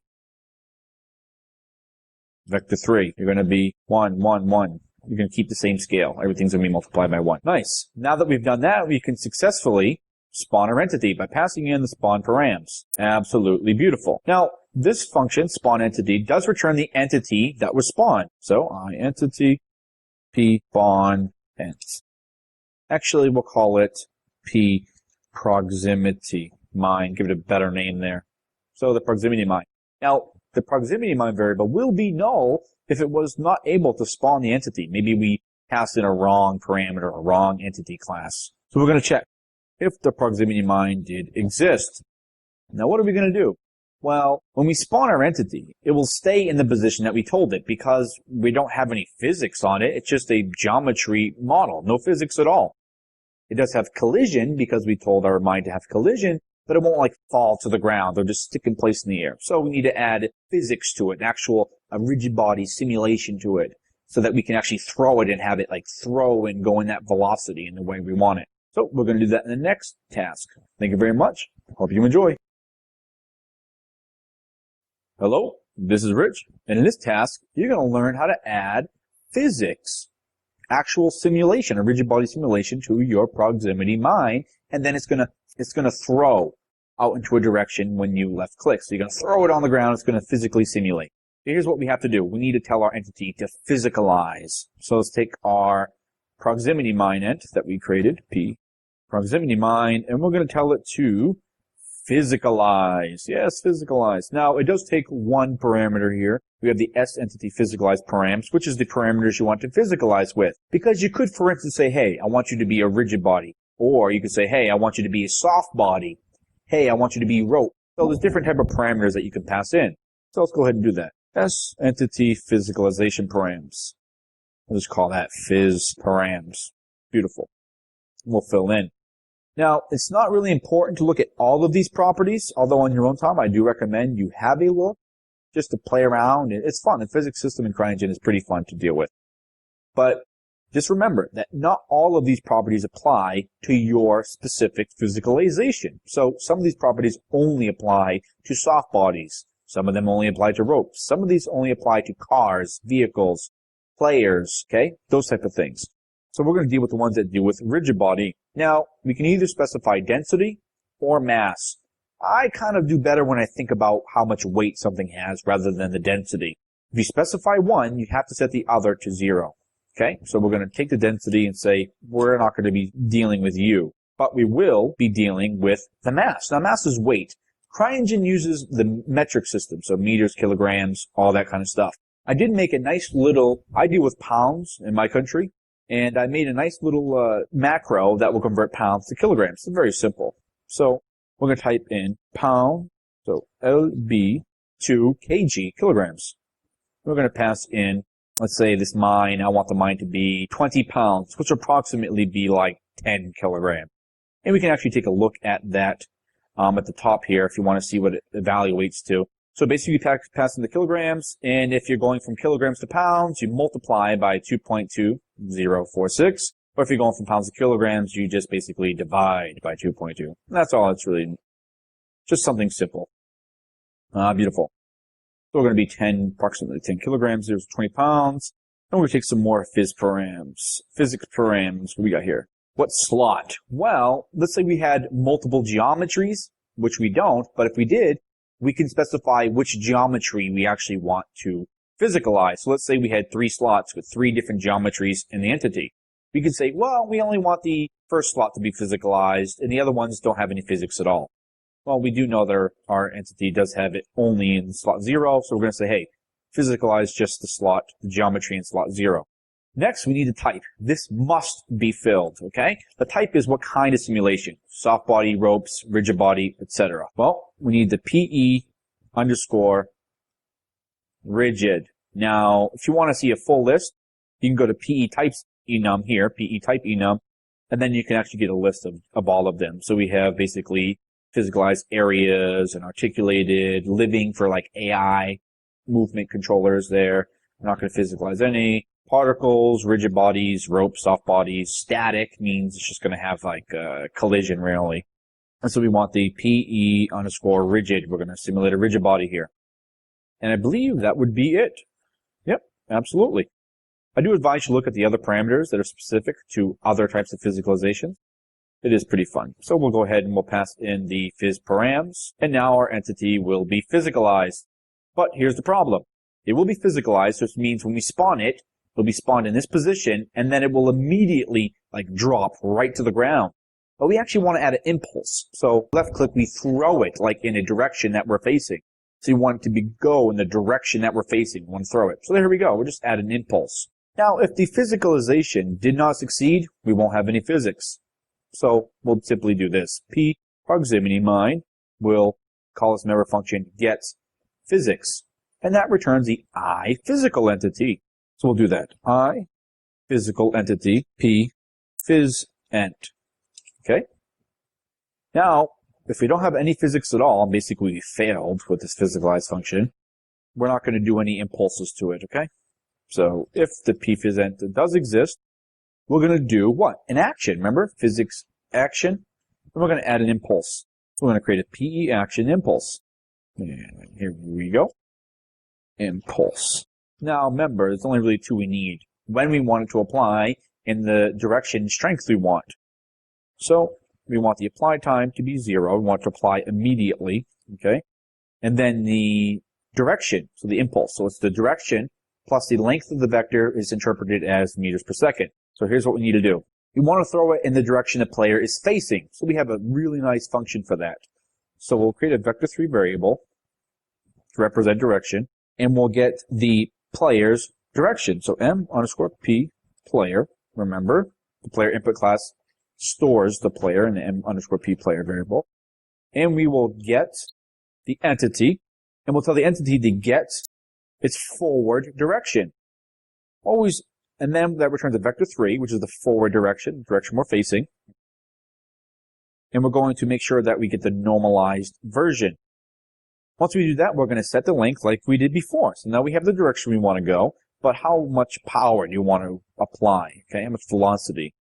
So we're going to set the length. And this is only roughly, this is 20 pounds, so we're not going to be needing too much here. We'll say 50 meters per second. Because we do have weight to it, it won't actually be 50, it won't go 50 meters. So we have the direction, and now the impulse is going to equal the direction. Beautiful. And then we're going to take the impulse here and say, hey, the physics of our proximity mine, you're going to be impulsed away from us at a rate of 50 meters per second. And we're going to pass the memory address. Beautiful. Now we've actually, when we left click, we've spawned our entity class, gave it a position about the chest height. We then gave it some physics, rigid body simulation, and then we applied an impulse to it to go away from us, our player's forward direction at a rate of 50 meters per second. Thank you very much. I hope you enjoyed. Stay tuned. Hello, this is Rich. In this task, we're going to actually spawn our entity through code using our left-click method, and then we're also going to spawn our entity through the roll-up bar, and we're going to take a look at the pretty cool stuff that's going to happen. Now, we did set the radius to 5 meters, so the entity doesn't have to get too close. It will explode when the entity approaches within 5 meters. And this is an AI I've added to the level. So what we're going to do is we're going to take this AI here, move him over just a little bit, and then we're going to spawn through the editor. So we're going to the Entity tab. We're going to go into the default. Because we have not added a Lua script, all our entities are going to be inside the default. Left click, and we're going to place. And we're going to bring it up. As you can see, our entity has a model that's loaded. Beautiful. Little mine here. So now we're going to get the attention of the AI by jumping in the game and having them walk within 5 meters of our mine. Hey you, come on over here and watch what happens. Come on. Boom. He dies and he gets impulse backwards. Let's try that again. Going to get his attention by walking up behind him. We're going to lure him over here. Come on. Within 5 meters. Come on. Oh, we killed this. Let's try this again. We're going to bring this a little bit closer. And jump again. Lure him in. Come on. Come on. He's going to get pushed back and killed. Boom! Killed back. Beautiful. Let's go ahead and delete this one and spawn through code. So let's go ahead, get his attention, but we're going to left click. Boom. Kill them within 5 meters. But we can go ahead and keep adding our mines. And you can see they're physicalized. They go very well.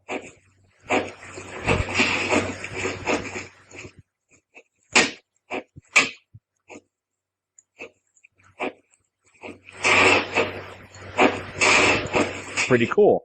Now let's go ahead and throw one in this direction. Killed them again. Let's back up just a little bit. There we go. Now let's lure him in. Notice it's not killing me at all, and the other mines are not exploding it. Thank you very much. I hope you enjoyed, and I hope you get excited for the possibilities of the entities you can create. Hello, this is Rich, and in this task, you're going to learn how to create a Lua script for your entity. That way we can make some of the properties dynamically changeable during runtime, and from the CryEngine editor's roll-up bar. So let's go ahead and do that. First, we need to create a Lua file. We can do this by going to the CryEngine root directory, going into the game folder, scripts, entities, and here we can create our Lua file. We can create subfolders if we want. Let's go ahead and do that. Let's create a subfolder and call it weapons. Inside the weapons, we'll create a folder called mines. In here, we'll create the proximity mine. So, new, text document. And we will name it the exact same name as our class without the C. Proximity mine. It's a Lua file, so .lua. There we go. Right click. We're going to edit it with your default text editor. And here we go. We need to create the entity table, which is the main table of the class. So without the C. Proximity mine equals, and here's the table.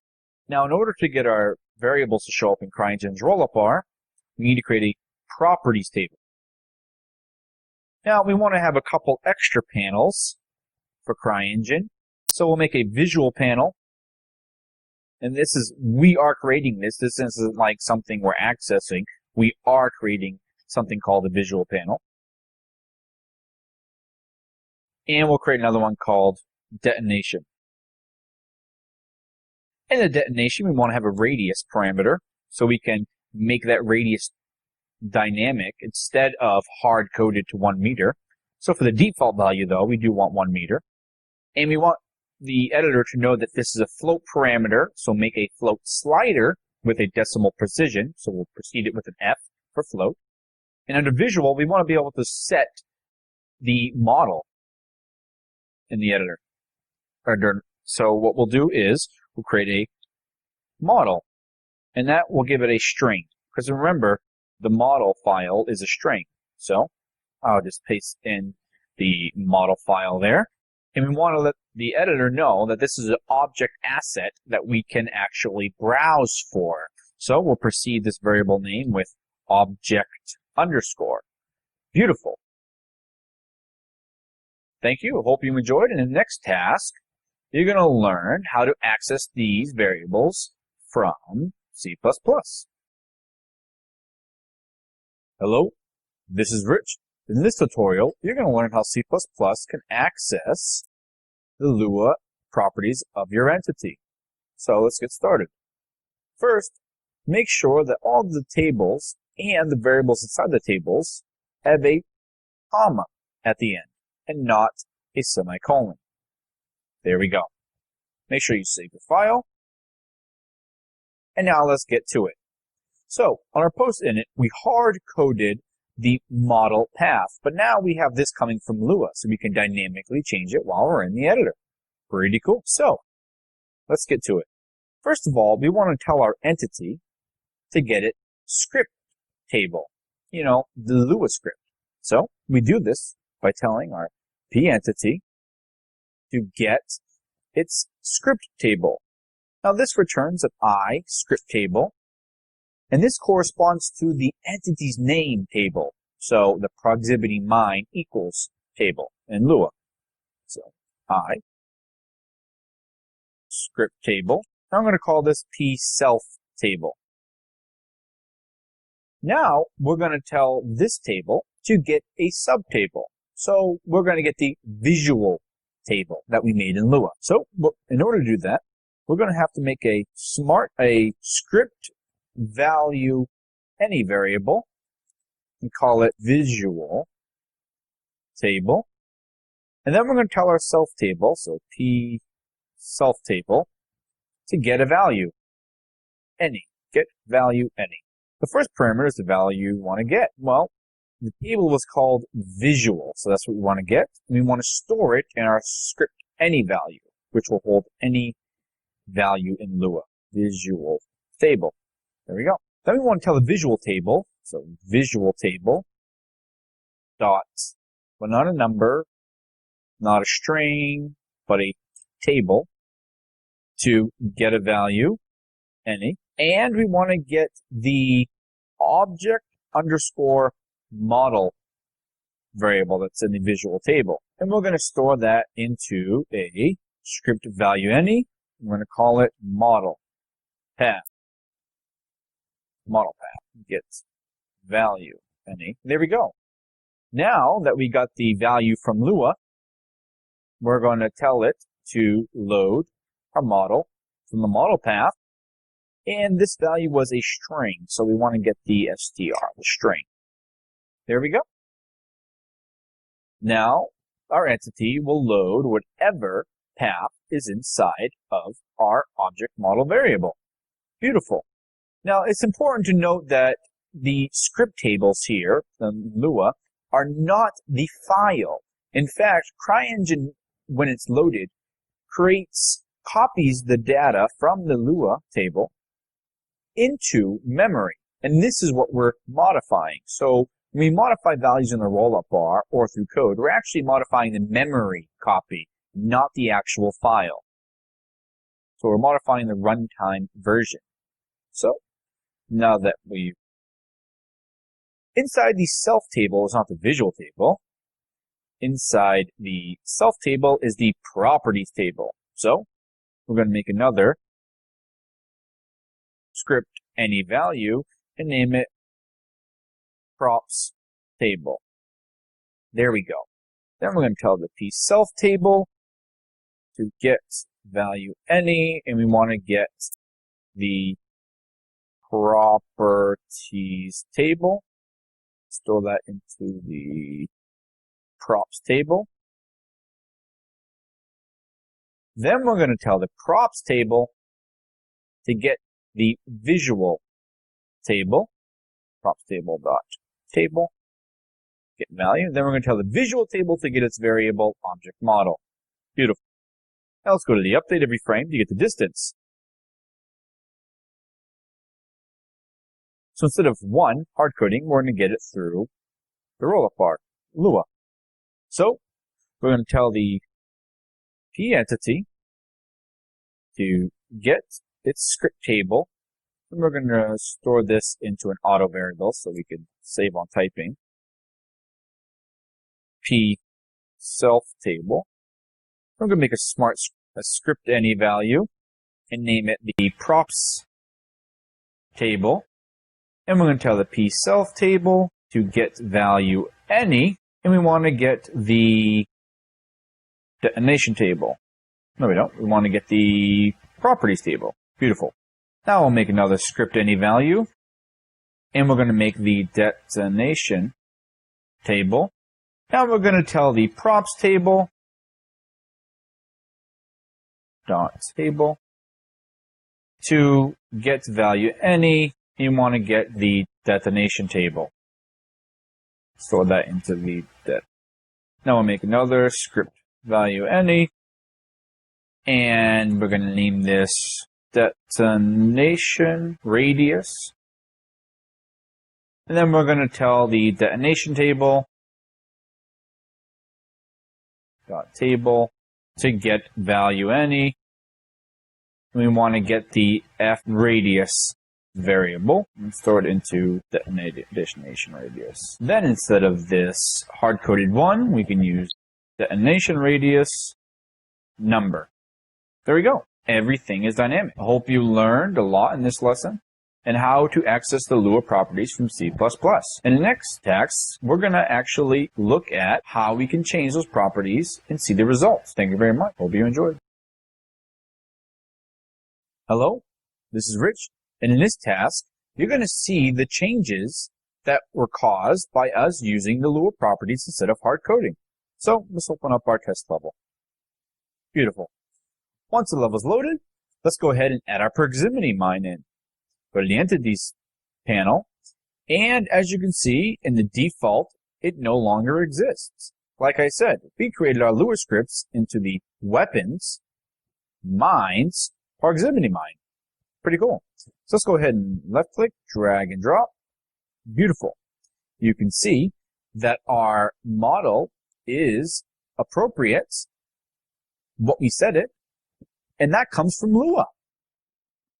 So if we go to the left-hand panel, we now have 2 panels here. Detonation and visual. And you can expand these. Under detonation, we have the radius, which is 1.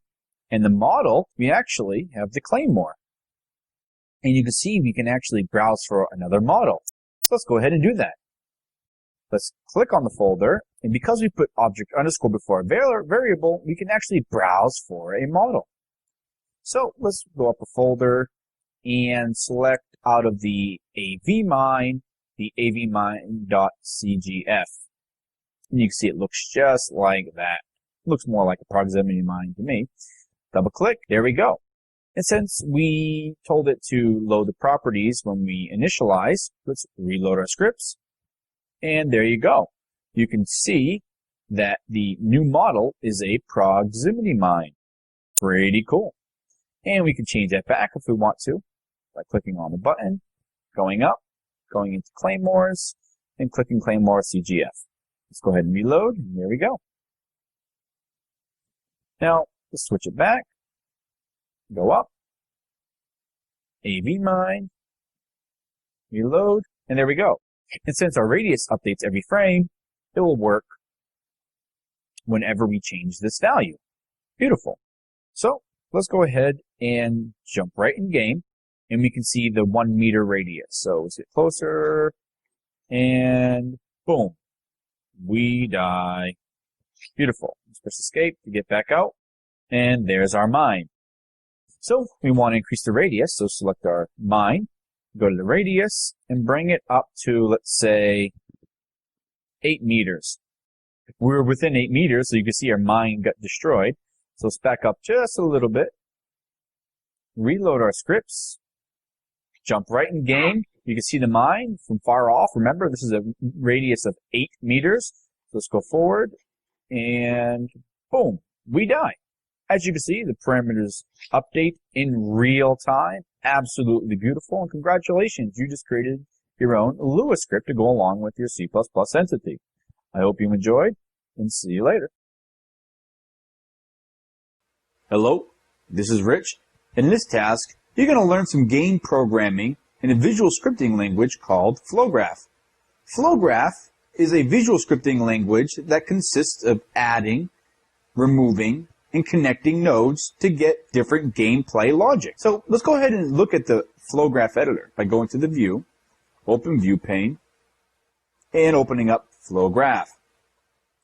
Now, in order to get you to grips with the Flowgraph editor, we're going to actually do a little exercise here. We're going to control the position of an entity by our keyboard. More specifically, when we press the W key, we're going to make the entity go higher and higher and higher into the air. So we'll go ahead and do that. First, we need to create a new graph by going to the File, clicking New.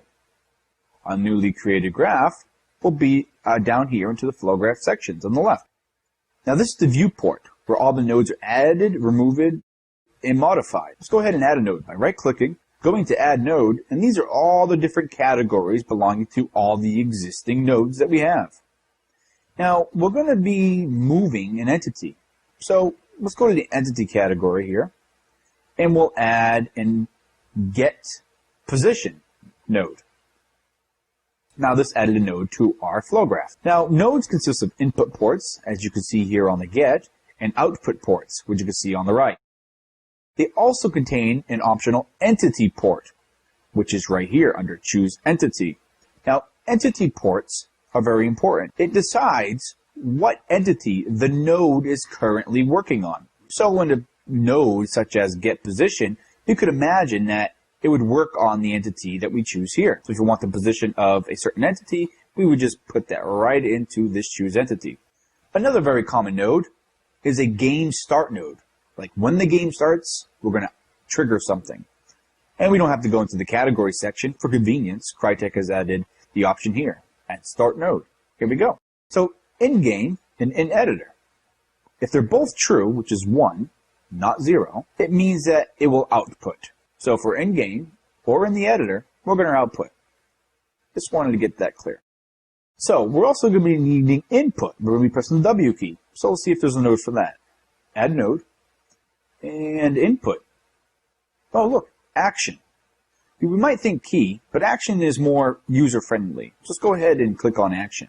Now, actions is an easy concept, and the fact that things will trigger based on input from the mouse or keyboard or controller. They're not necessarily keys, but keys will trigger a certain action. And an action can be represented by many keys. So, for instance, let's say we had a move forward action. Maybe you've mapped your controller to say that G is move forward, or maybe T is move forward. But they would all trigger the move forward action, even though they're different keys. So we're going to go to the action, and we're going to select a move forward action. So no matter what the key bindings are, if we move forward, we're going to activate. Now action map is an XML file that defines different mappings for what the input should map out to. In this case, we are the player, so we're going to choose player. We want to know in the player, use the action move forward. Beautiful. Now that we've done that, we need to enable, because by default, if we hover over, it says it's default disabled. So we need to enable this input action catcher. So when we start the game, we want to enable the action. So now we have action detection here. And then whenever we press the key, we want to get the position of our entity. But we don't really have an entity we're working on. So let's go ahead and add one. Let's go ahead and add a geometry entity. By going to the roll-up bar, going to the geometry entity, and adding anything. I'm going to add a wooden bed here. Beautiful. We're going to select this entity, in the level, and then we're going to right-click on the choose entity and assign selected entity. Now, whenever we trigger the get, we're going to get the position of the entity we're working on, which is the bed. Whenever we get the position, it will then output all the statistics about it: position, rotation, scale, etc. So when we press the W key, or move forward, we want to get the current position and add some to its Z value. So let's go ahead and do that. Let's go ahead and add a node, entity, entity position. Now this node is pretty cool. We can actually set the position, and when it's set, it will then output the new position. But again, we need the entity that this node is going to work on. So let's go ahead, grab the entity at the level, right-click on Choose Entity, and assign the selected. So now we need to add vector 3s. Oh, we do have that. Right-click, add node, vector 3, and add vector 3. So here's what we're going to do. When we start the game, we're going to enable the listening of actions. And then when we press the move forward action, we're going to get the table's position in the level. We're going to get its current position, and then we're going to add, let's say, 0.5 meters in the Z direction. After we've made it go up a little bit, we need to commit it by setting the new position of our entity. Beautiful. Let's go ahead in the level and check this out. So let's just bring this down here. Hit Control G to jump into the level, and then press W. Every time you press W, you notice that the entity moves up and up and up and up. Pretty cool. Let's go ahead and jump and spawn right on the table. Now if we press up, we're actually, it's raising us like an elevator every time we push W. Pretty cool. Let's jump off. Beautiful. Let's go back to FlowGraph. And that is how you program game logic. Very basically. It's not a full advanced concept, but I hope you understand in this section how to program game logic and a little bit about FlowGraph. Thank you very much, and I'll see you in the next section. Hello, this is Rich, and in this task, you're going to learn how to generate AI navigation to get ready for the next task of programming some AI logic using FlowGraph. So now that you've learned a little bit about FlowGraph, let's go ahead and generate some AI navigation so we can get ready. Alright, so what we need to do here, very simple. AI can't go anywhere in your world unless it knows about the Earth or level that it is around them. So in order to build this triangulation so that AI can go places, we need to go to the AI category up here and create new navigation area. Now you're in the edit mode of the navigation tool. So whenever you want to build a navigation, you left click once. As you can see, I'm dragging the mouse. Left clicking again, dragging the mouse. Left clicking again, dragging the mouse. Double left click to end the region. So now this little region here allows AI to walk around within this little region. Nowhere else.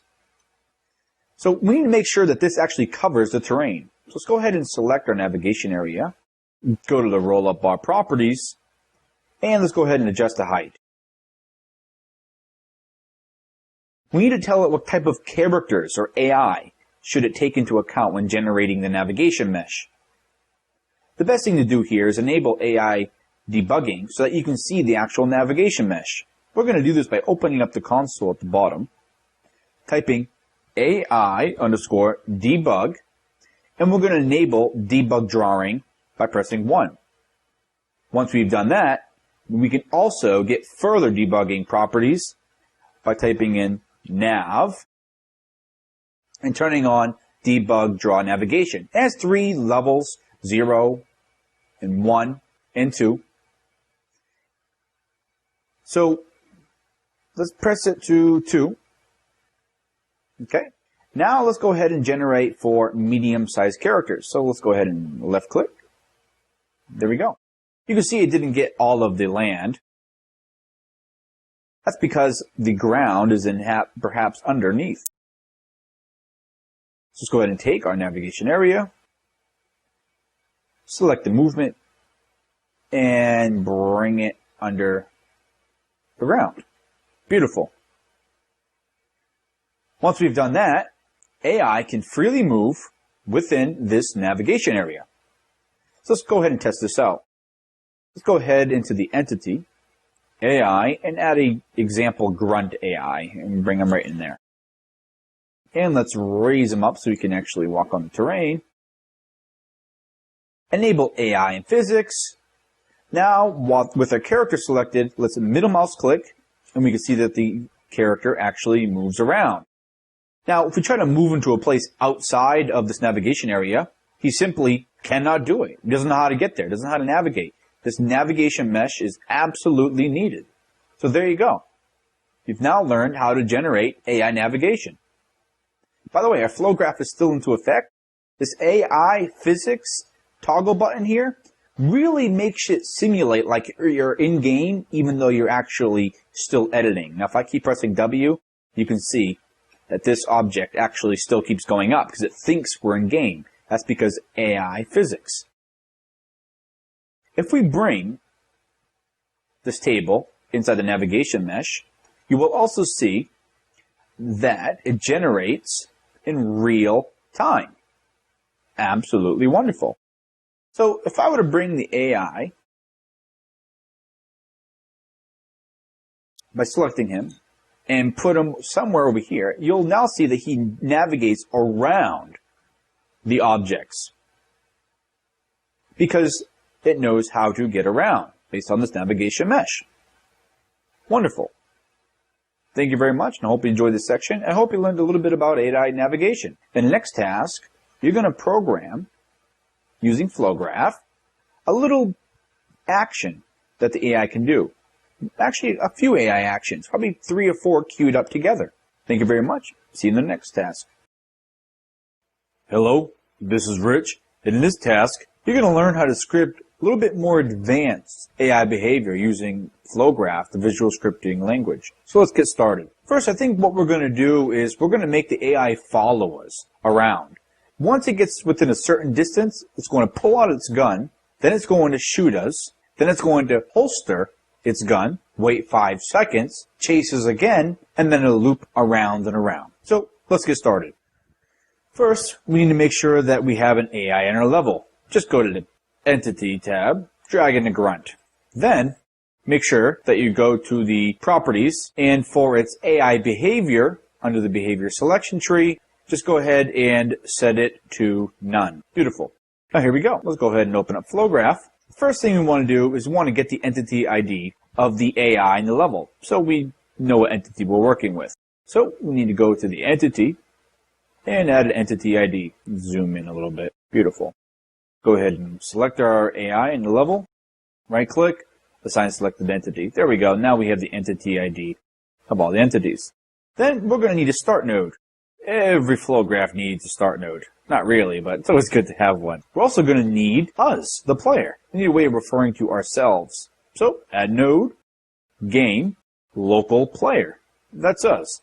So when we start the game, we're going to make sure that we update who the local player is. That will be us. And then it will update and output the entity ID of us. And this is the entity ID of that AI. So now we need the AI to go to where we are. That's the first step, right? So let's go ahead and do that. Right click, add node, AI category. This has a bunch of the AI stuff. Now keep in mind, even though we have all of these options, you can make brand new nodes in C++. We're going to use the AI go-to speed stance. Beautiful. This allows us to tell an AI to go somewhere with a certain speed and a certain stance. Is he relaxed? Is he alerted? Is he crouching? Etc. So on this AI go-to, we need to know what AI we're working with. So we're going to assign this grunt here to the entity slot of the node. Now this AI node knows which entity it's working with. Beautiful. Then we need to tell it what position do we want the entity, the AI, to go to in the world. Well, we don't really need a position, but how about if we give it an entity to follow and go to instead? So So in order to do that, let's go ahead and get the entity's position. Add node, entity, and entity position.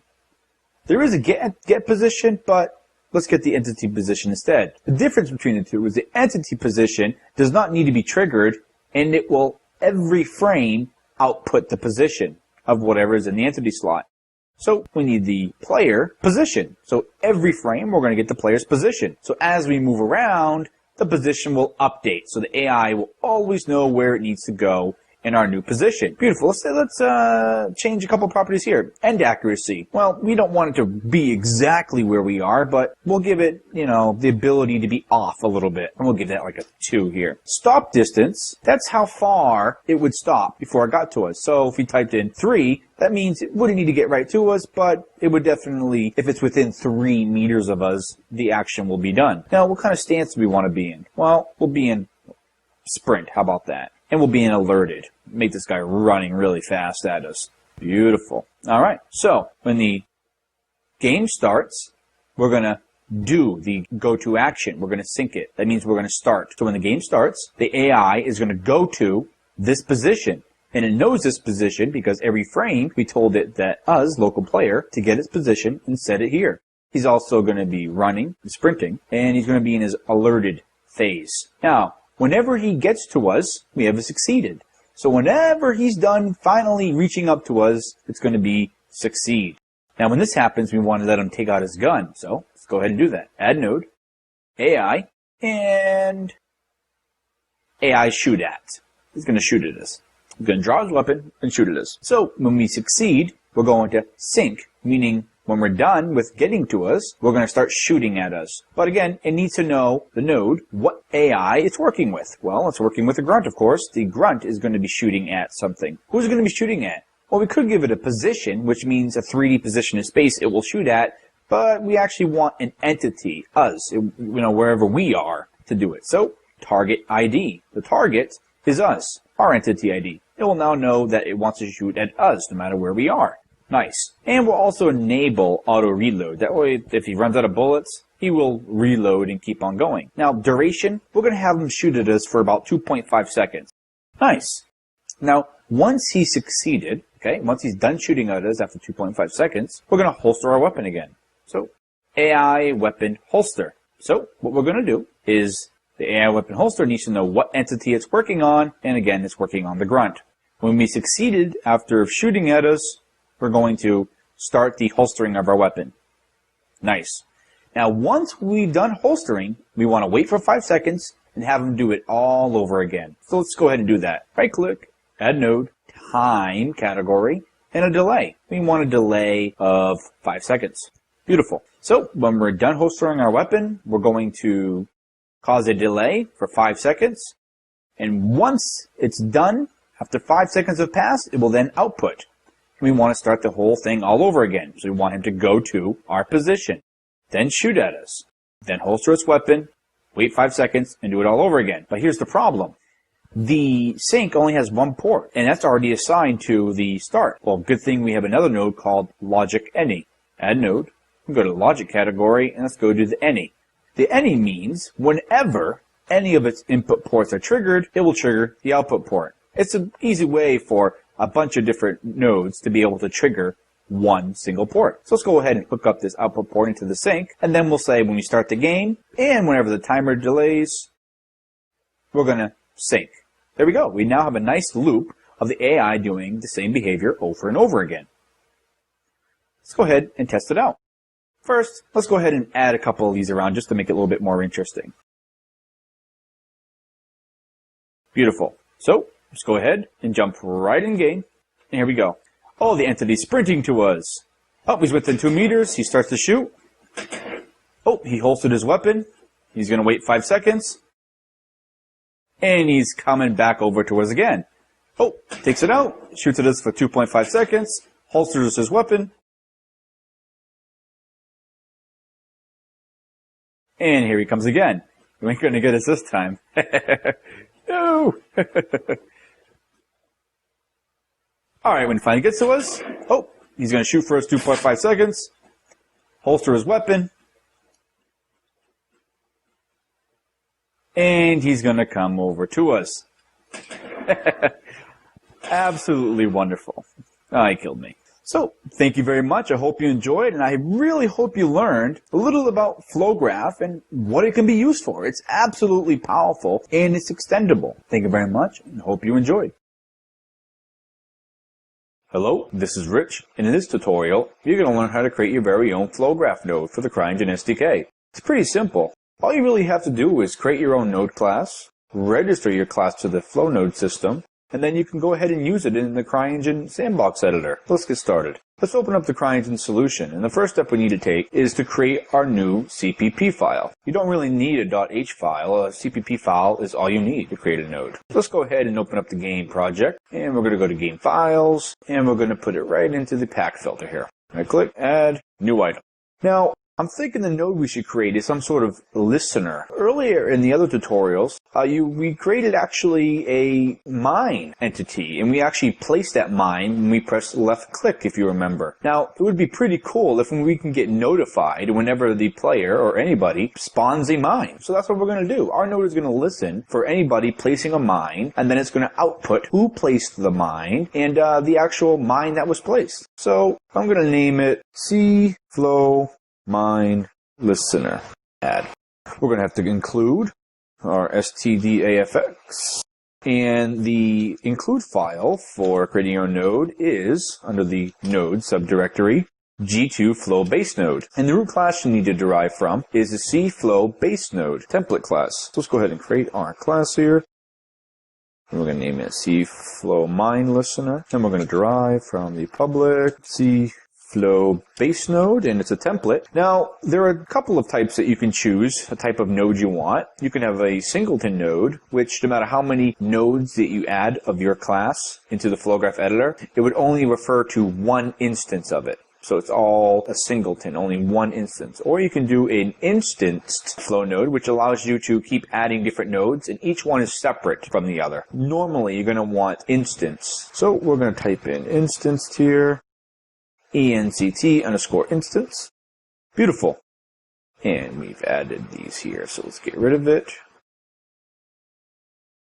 Now, nodes do have a special signature that is needed for the constructor, and it goes as follows. It needs one parameter, and it needs to be the S activation info pointer. P act info.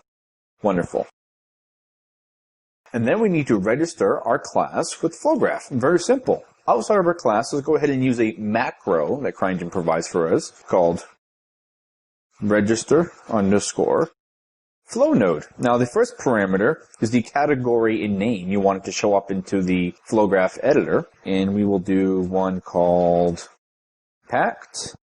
Put a colon to signify that the first packed here is actually a category. And if I did another that would be another category, so it would be pack, and then your flow name. But you can keep on going with more and more categories. But we just want one. Pack and mine listener. I'm going to name the node. Okay, second parameter is your actual class. So cflow mine listener and semicolon. Beautiful. You've now created your own custom node class and registered it, and you can actually use it right in the FlowGraph editor. In the next part, we're going to actually be adding some logic and talking about entity events and how you can receive different things about entities. Thank you very much. Hope you enjoy. Hello, this is Rich. Welcome to part 2 on creating your own custom FlowGraph node. We left off with registering our FlowGraph to the Flow node system. Now, at this point in time, you could spawn this Flow node into the FlowGraph editor, but it wouldn't really do much. So the next step, you got to think about how do we get this node to be notified of a mine being spawned? We do know that the mine gets spawned when the player left click, but how do we get info about that in a separate class? Well, the key to that are entity events. We did cover this when we did a section on the entity system, but now we're actually going to use it by creating our own event and sending it. So in order to get information in a non-entity class like a node, you're going to need to derive from the entity event listener. So let's go ahead. And we're going to make this a public as well. Now the entity event listener, if you right click, Go to definition. It's a very, very simple class here. It's actually a struct. It only has one pure virtual overridable method here on entity event. So whenever the entity system sends an event, we'll get notified by receiving this callback with the entity that received the event and the event information that happened. Let's go ahead and take this function here, go into our class, and add it. Now we do need to implement it here, so we'll do that. Now, we need to be notified of an event. But first, let's run a switch statement here. So S, we want the event, so E entity event, enum, event, equals the parameter event dot sEntity event. Beautiful. Now let's run a switch. If you run a switch, we'll automatically see, if we pass in this event here, all the different possible entity events. There's many of them, but nothing about mines being spawned, so let's go ahead and add one ourselves. This is actually very, very simple. Let's go ahead and right-click on the eEntity Events enum, go to Definition, and here we go. We have all of these entity events. Let's go ahead and add our own at the bottom. Just make it up, whatever we want. It is important to note that there is an entity event last. Make sure that it's always last. So when you're making entity events, go ahead and add it right above. Okay, at the bottom, but right above. And we'll make our own. We'll just call it entity event underscore mine placed. Beautiful. When we did a brief introduction of entity events in the entity system tutorial, we talked about that events also have parameters like nparam0, nparam1, nparam2. Well, it's good to always note when you make new events what you're going to be sending with the event. That way you always know what parameters are in what slot. And we'll give it a short description here. Called when a mine is placed. And for the nparam0, 0 slot here, we're going to give it the mine that was spawned. So is the entity ID of the mine that was placed. Beautiful. Now that we've done that, we can simply add a switch statement here, a case here at the bottom. Case entity event underscore mine place. And add a break. Wonderful. We now have a way of catching this event, but we still haven't found a way to send the event.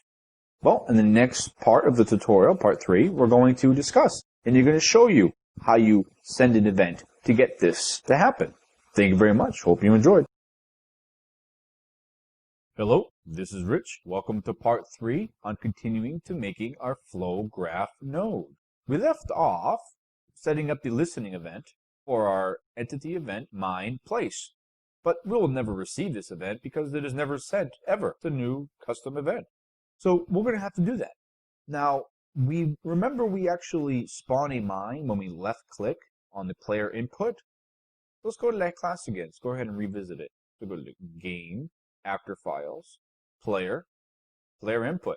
Let's go ahead to the class selector here, see player input, and then the method selector, and we went to on action. Beautiful. There we go. This is where we spawn our entity. Now, we never actually did catch our entity that was spawned. So let's go ahead and do that now. Entity pents equals. Now we need to send a new event. So, very simple. Get the global environment here. Make sure you grab the P entity system. When you have the entity system, just go to send event to all. It takes one parameter, an S entity event struct. So let's go ahead and create that. S entity event, ent event. Beautiful. Ent event dot. See, we have a float array that holds 2 floats and a int array that holds 4 ints. You can pass anything into these values. That's why it's very important. They're not very descriptive here. So adding our description onto our entity event enum allows us to kind of understand what these parameters mean in runtime here. So the entity event we want to send equals entity event mine placed, and the end param, the first value, is going to be the entity, the mine. Remember, the mine that was placed. But since this is an integer, let's go ahead and pass the entity ID, so that way we can grab the entity later on. Beautiful. Then we go ahead and pass the entity event struct in there. Every single entity will get this event. Wonderful. Let's go ahead and do some cleanup here. We're going to make sure our entity, our mine, in other words, is actually spawned before we send an event. Otherwise, we'll get an error here on a null pointer when we try to get the entity's ID. So we're going to make sure it exists first. If it does, go ahead and send the event. Beautiful. Go back to our node class here. And now what do we do? Now we need to actually create our ports. Like how many ports? We're going to have some input ports and output ports. And then when we receive this entity event, okay, that our entity has placed a mine, then we can go ahead and activate our output ports and send out the entity ID of the mine that was placed. But in reality here, we don't need to look for all of these events. Let's go ahead and get rid of all that. And just do a simple if statement. If event.event equals entity event mine placed, then do whatever. Thank you very much. I hope you enjoyed. And in the next tutorial, we'll actually go ahead and talk about how to fill in the actual needed overloaded functions for nodes. Thank you very much. Hope you enjoy. See you in the next part. Hello, this is Rich. Welcome to the fourth part on how to create a flow node in CryEngine C++. We left off by actually sending in the player input class our event to all the entities in the system that we've spawned our mine. We've also set up our catching mechanism to catch. But there are a few more things that we do need. Every node needs to have a couple of functions overridden for it to work, namely the clone, get configuration, get memory usage, process event, and possibly serialize if you want. So what we're going to do is go to the cflow base node class, cflow base node internal, and then we're going to go to the iflow node class, the very, very, very base, the iflow node.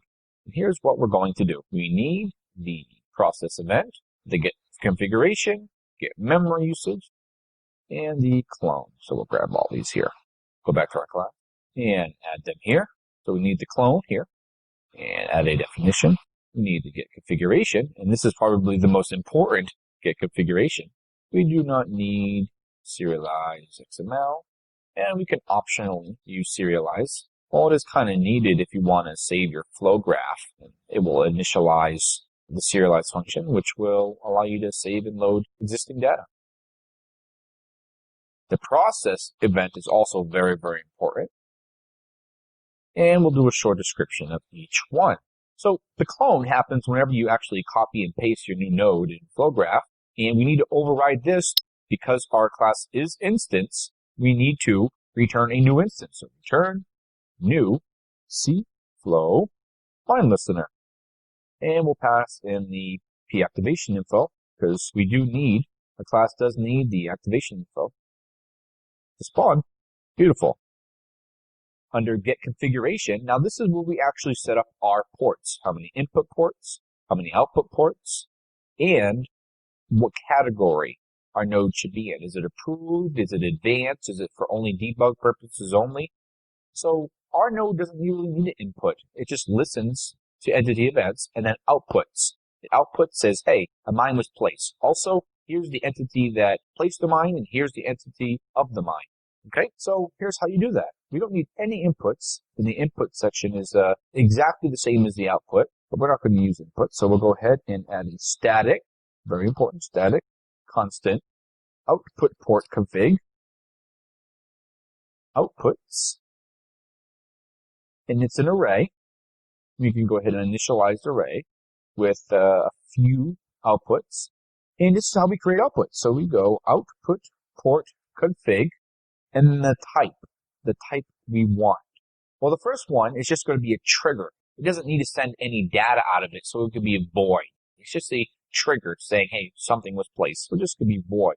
So we'll use the config_void. And then the name of the port. What's the name of the port here? And we're going to be mine placed. Remember, no spaces in the name. Then we're going to have the help description. So when you hover over the port, what is the context pop up? What is it going to say there? Well, I'll give it a little description here. We use the macro _help to define that. And we're going to write triggered when mine is placed. Triggered when a mine is placed. Go ahead and add a comma. Next port, we're going to add one, output port config. But this time, we're going to be sending an entity ID out. And this is going to be of the entity that placed a mine. So we'll add, this port's going to be of entity ID type. The name of it is going to be, we'll do placer. It's a placer. And for the help text, when we hover over the port, we're going to go ahead and simply the entity ID of the entity that placed the mine. Wonderful. The next one, another output port config, is also going to be entity ID, but that's going to be the actual entity ID of the mine. And it's going to be the mine. And the help text is going to be the entity ID of the mine that was placed. Absolutely beautiful. We've done creating our output ports, but now we need to set them. Now, when we get to configuration, it passes in the config. So all we need to do is tell that the config, the P output ports equals outputs. And we're going to set the category. And the category is eFlow node flags approved. We're going to say this is an approved node. We also can set the description. So when you hover over the actual node, what will it say? We'll just give it a nice description here. Listens for mines to be placed. And optionally, if your flow node targets an entity, remember nodes have a slot that you put entities in? You need to, if you want that feature, you need to, under flags, add a flag that says we target an entity. Now we'll add that entity slot to your nodes. Thank you very much. Hope you enjoyed. In the next part, we're going to continue adding the game logic for our node. See you later.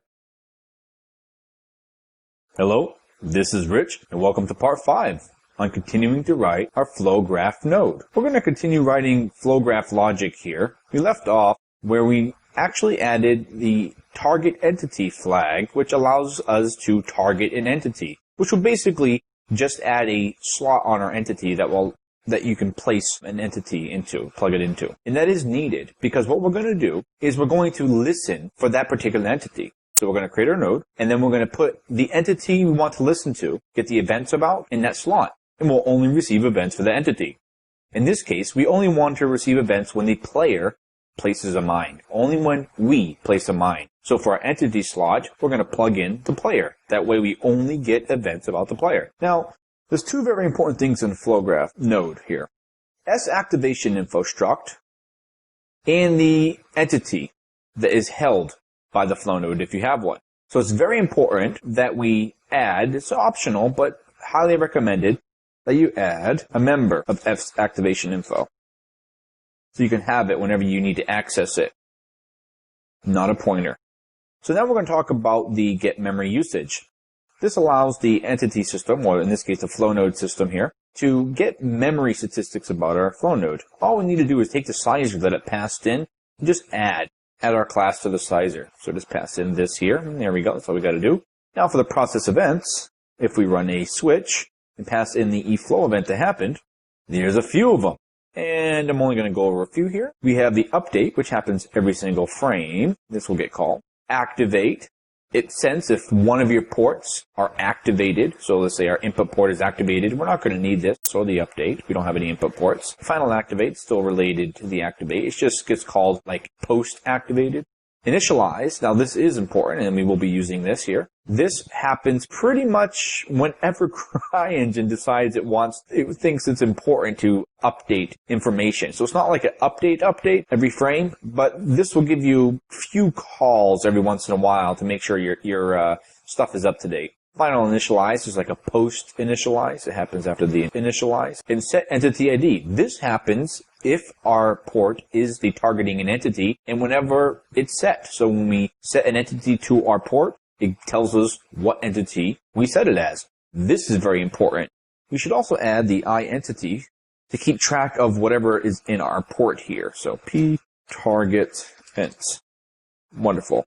So what we're going to do is whenever an entity is set on our port, we're going to take the p target ent and we're going to set it. And with every flow event, we have the activation info. Like I said, it's very important. Activation info is pretty much just information about a flow node event. So anytime you receive an event, it contains a bunch of information about the event. In this case, it will hold the entity.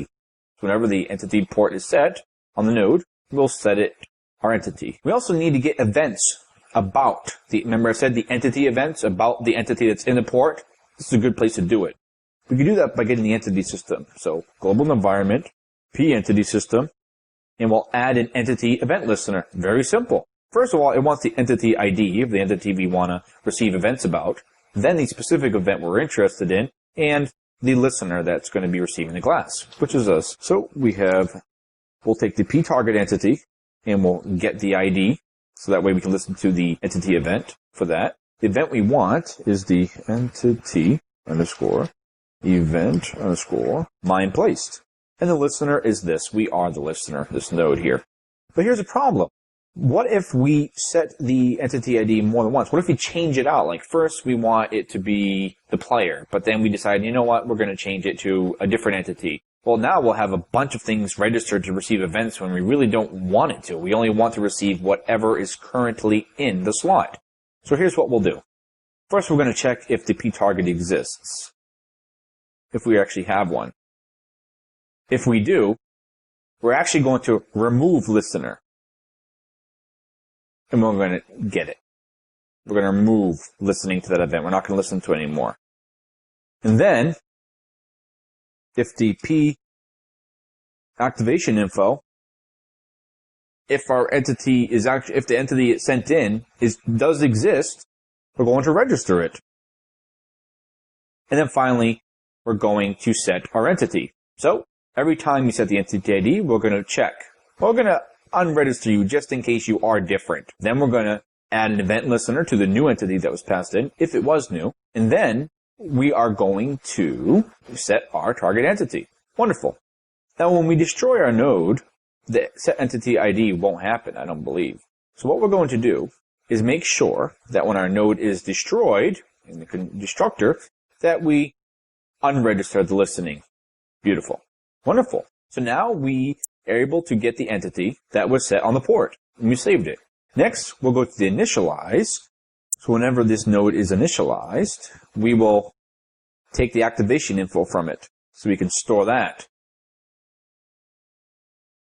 And since this one, the pact info that's sent in is a pointer, we'll just dereference it to store it, to copy everything into our version. Absolutely wonderful.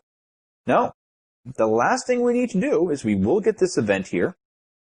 We've given it the size of our class so we can do some profiling on it. We've set our entity, the one that's in the port, and we've got the activation info for later use.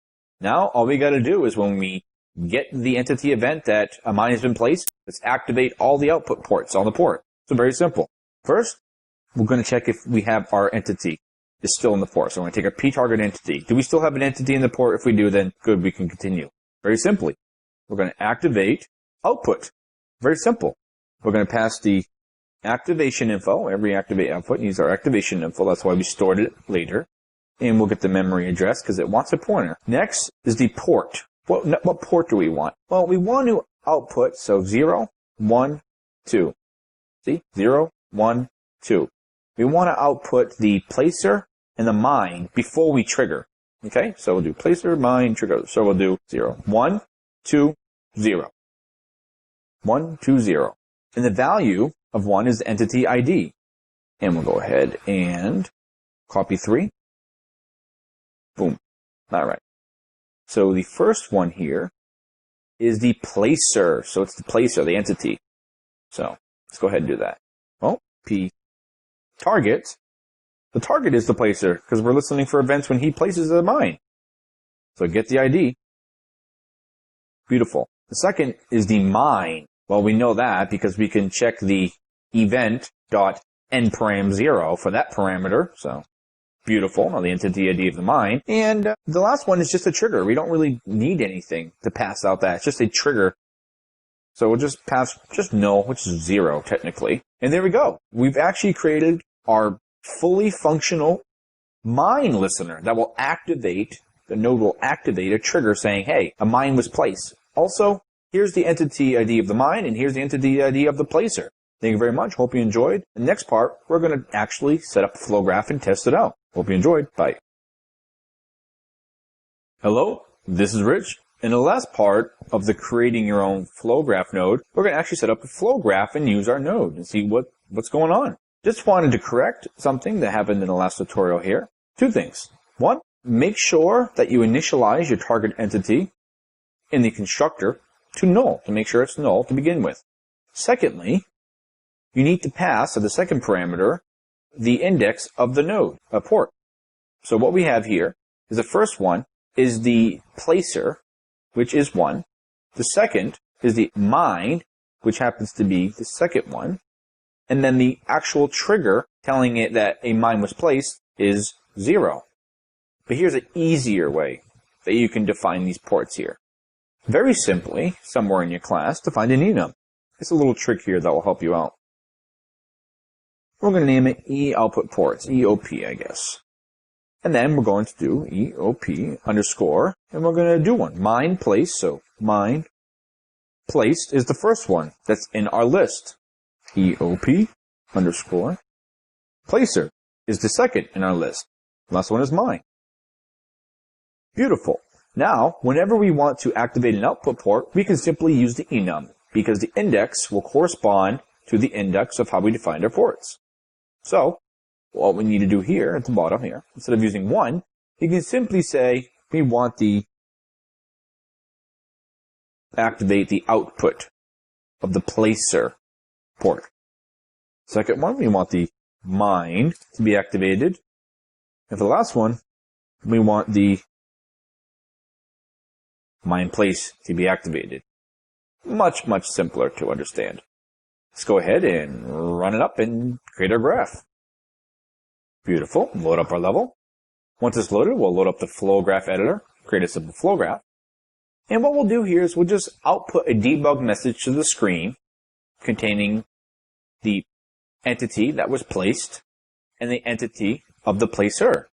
Let's go ahead and do this. We can open up flow graph by going to the view, open view pane, and go into flow graph. Next, we'll simply go to File, New to create a flow graph. Right click, we'll add a start node here. We'll get the local player, so add node game, local player. And when we start, we'll update him. Beautiful. Add node. Now we got a new category, packed, mine listener. Wow, isn't that cool? Let's go ahead and add that. Now, because we targeted an entity, we added that flag of target entity. We have this entity port here. What we'll do is we'll bring this entity in, place that right there. Beautiful. So now we're going to listen to the events from the player. When the mine is placed, this will get triggered. But remember, we told it to output the placer, mine, then the mine place. That way we don't end up in a situation where this is output, right? But it never, the port that is receiving never receives the placer and the mine. We output these first, then the trigger. Beautiful. What we'll do is if we hover over our node, you'll see the description. Listens for mines to be placed. If we hover over on the mines placed, triggered when a mine is placed. So you can see when we hover over our ports and nodes, we get the help text, which is the second parameter. Right click, add node, HUD, display debug message. We'll have 2 of these here. So whenever we place a mine, we're going to show the debug message. But one will be the entity ID of the placer, and one will be the entity ID of the mine. And we'll choose to display these for 3 seconds each. We'll also place one right below the other, so the mine will be placed right below it at 100 pixels. And here we go. So let's go ahead, jump in, and test. We'll look up at the upper left-hand corner, and you should see, let me place a mine. Ready? Beautiful. And there was our mine right there. And there's the entity. If I keep placing, you know that the bottom number keeps changing. And that's because that's the mine being placed. We're creating a new mine every time. But the placer stays the same because we're the same person. Wonderful. We've now created a listening node that will listen to whenever the port entity places a mine. Thank you very much, and I hope you enjoyed. Have a great time.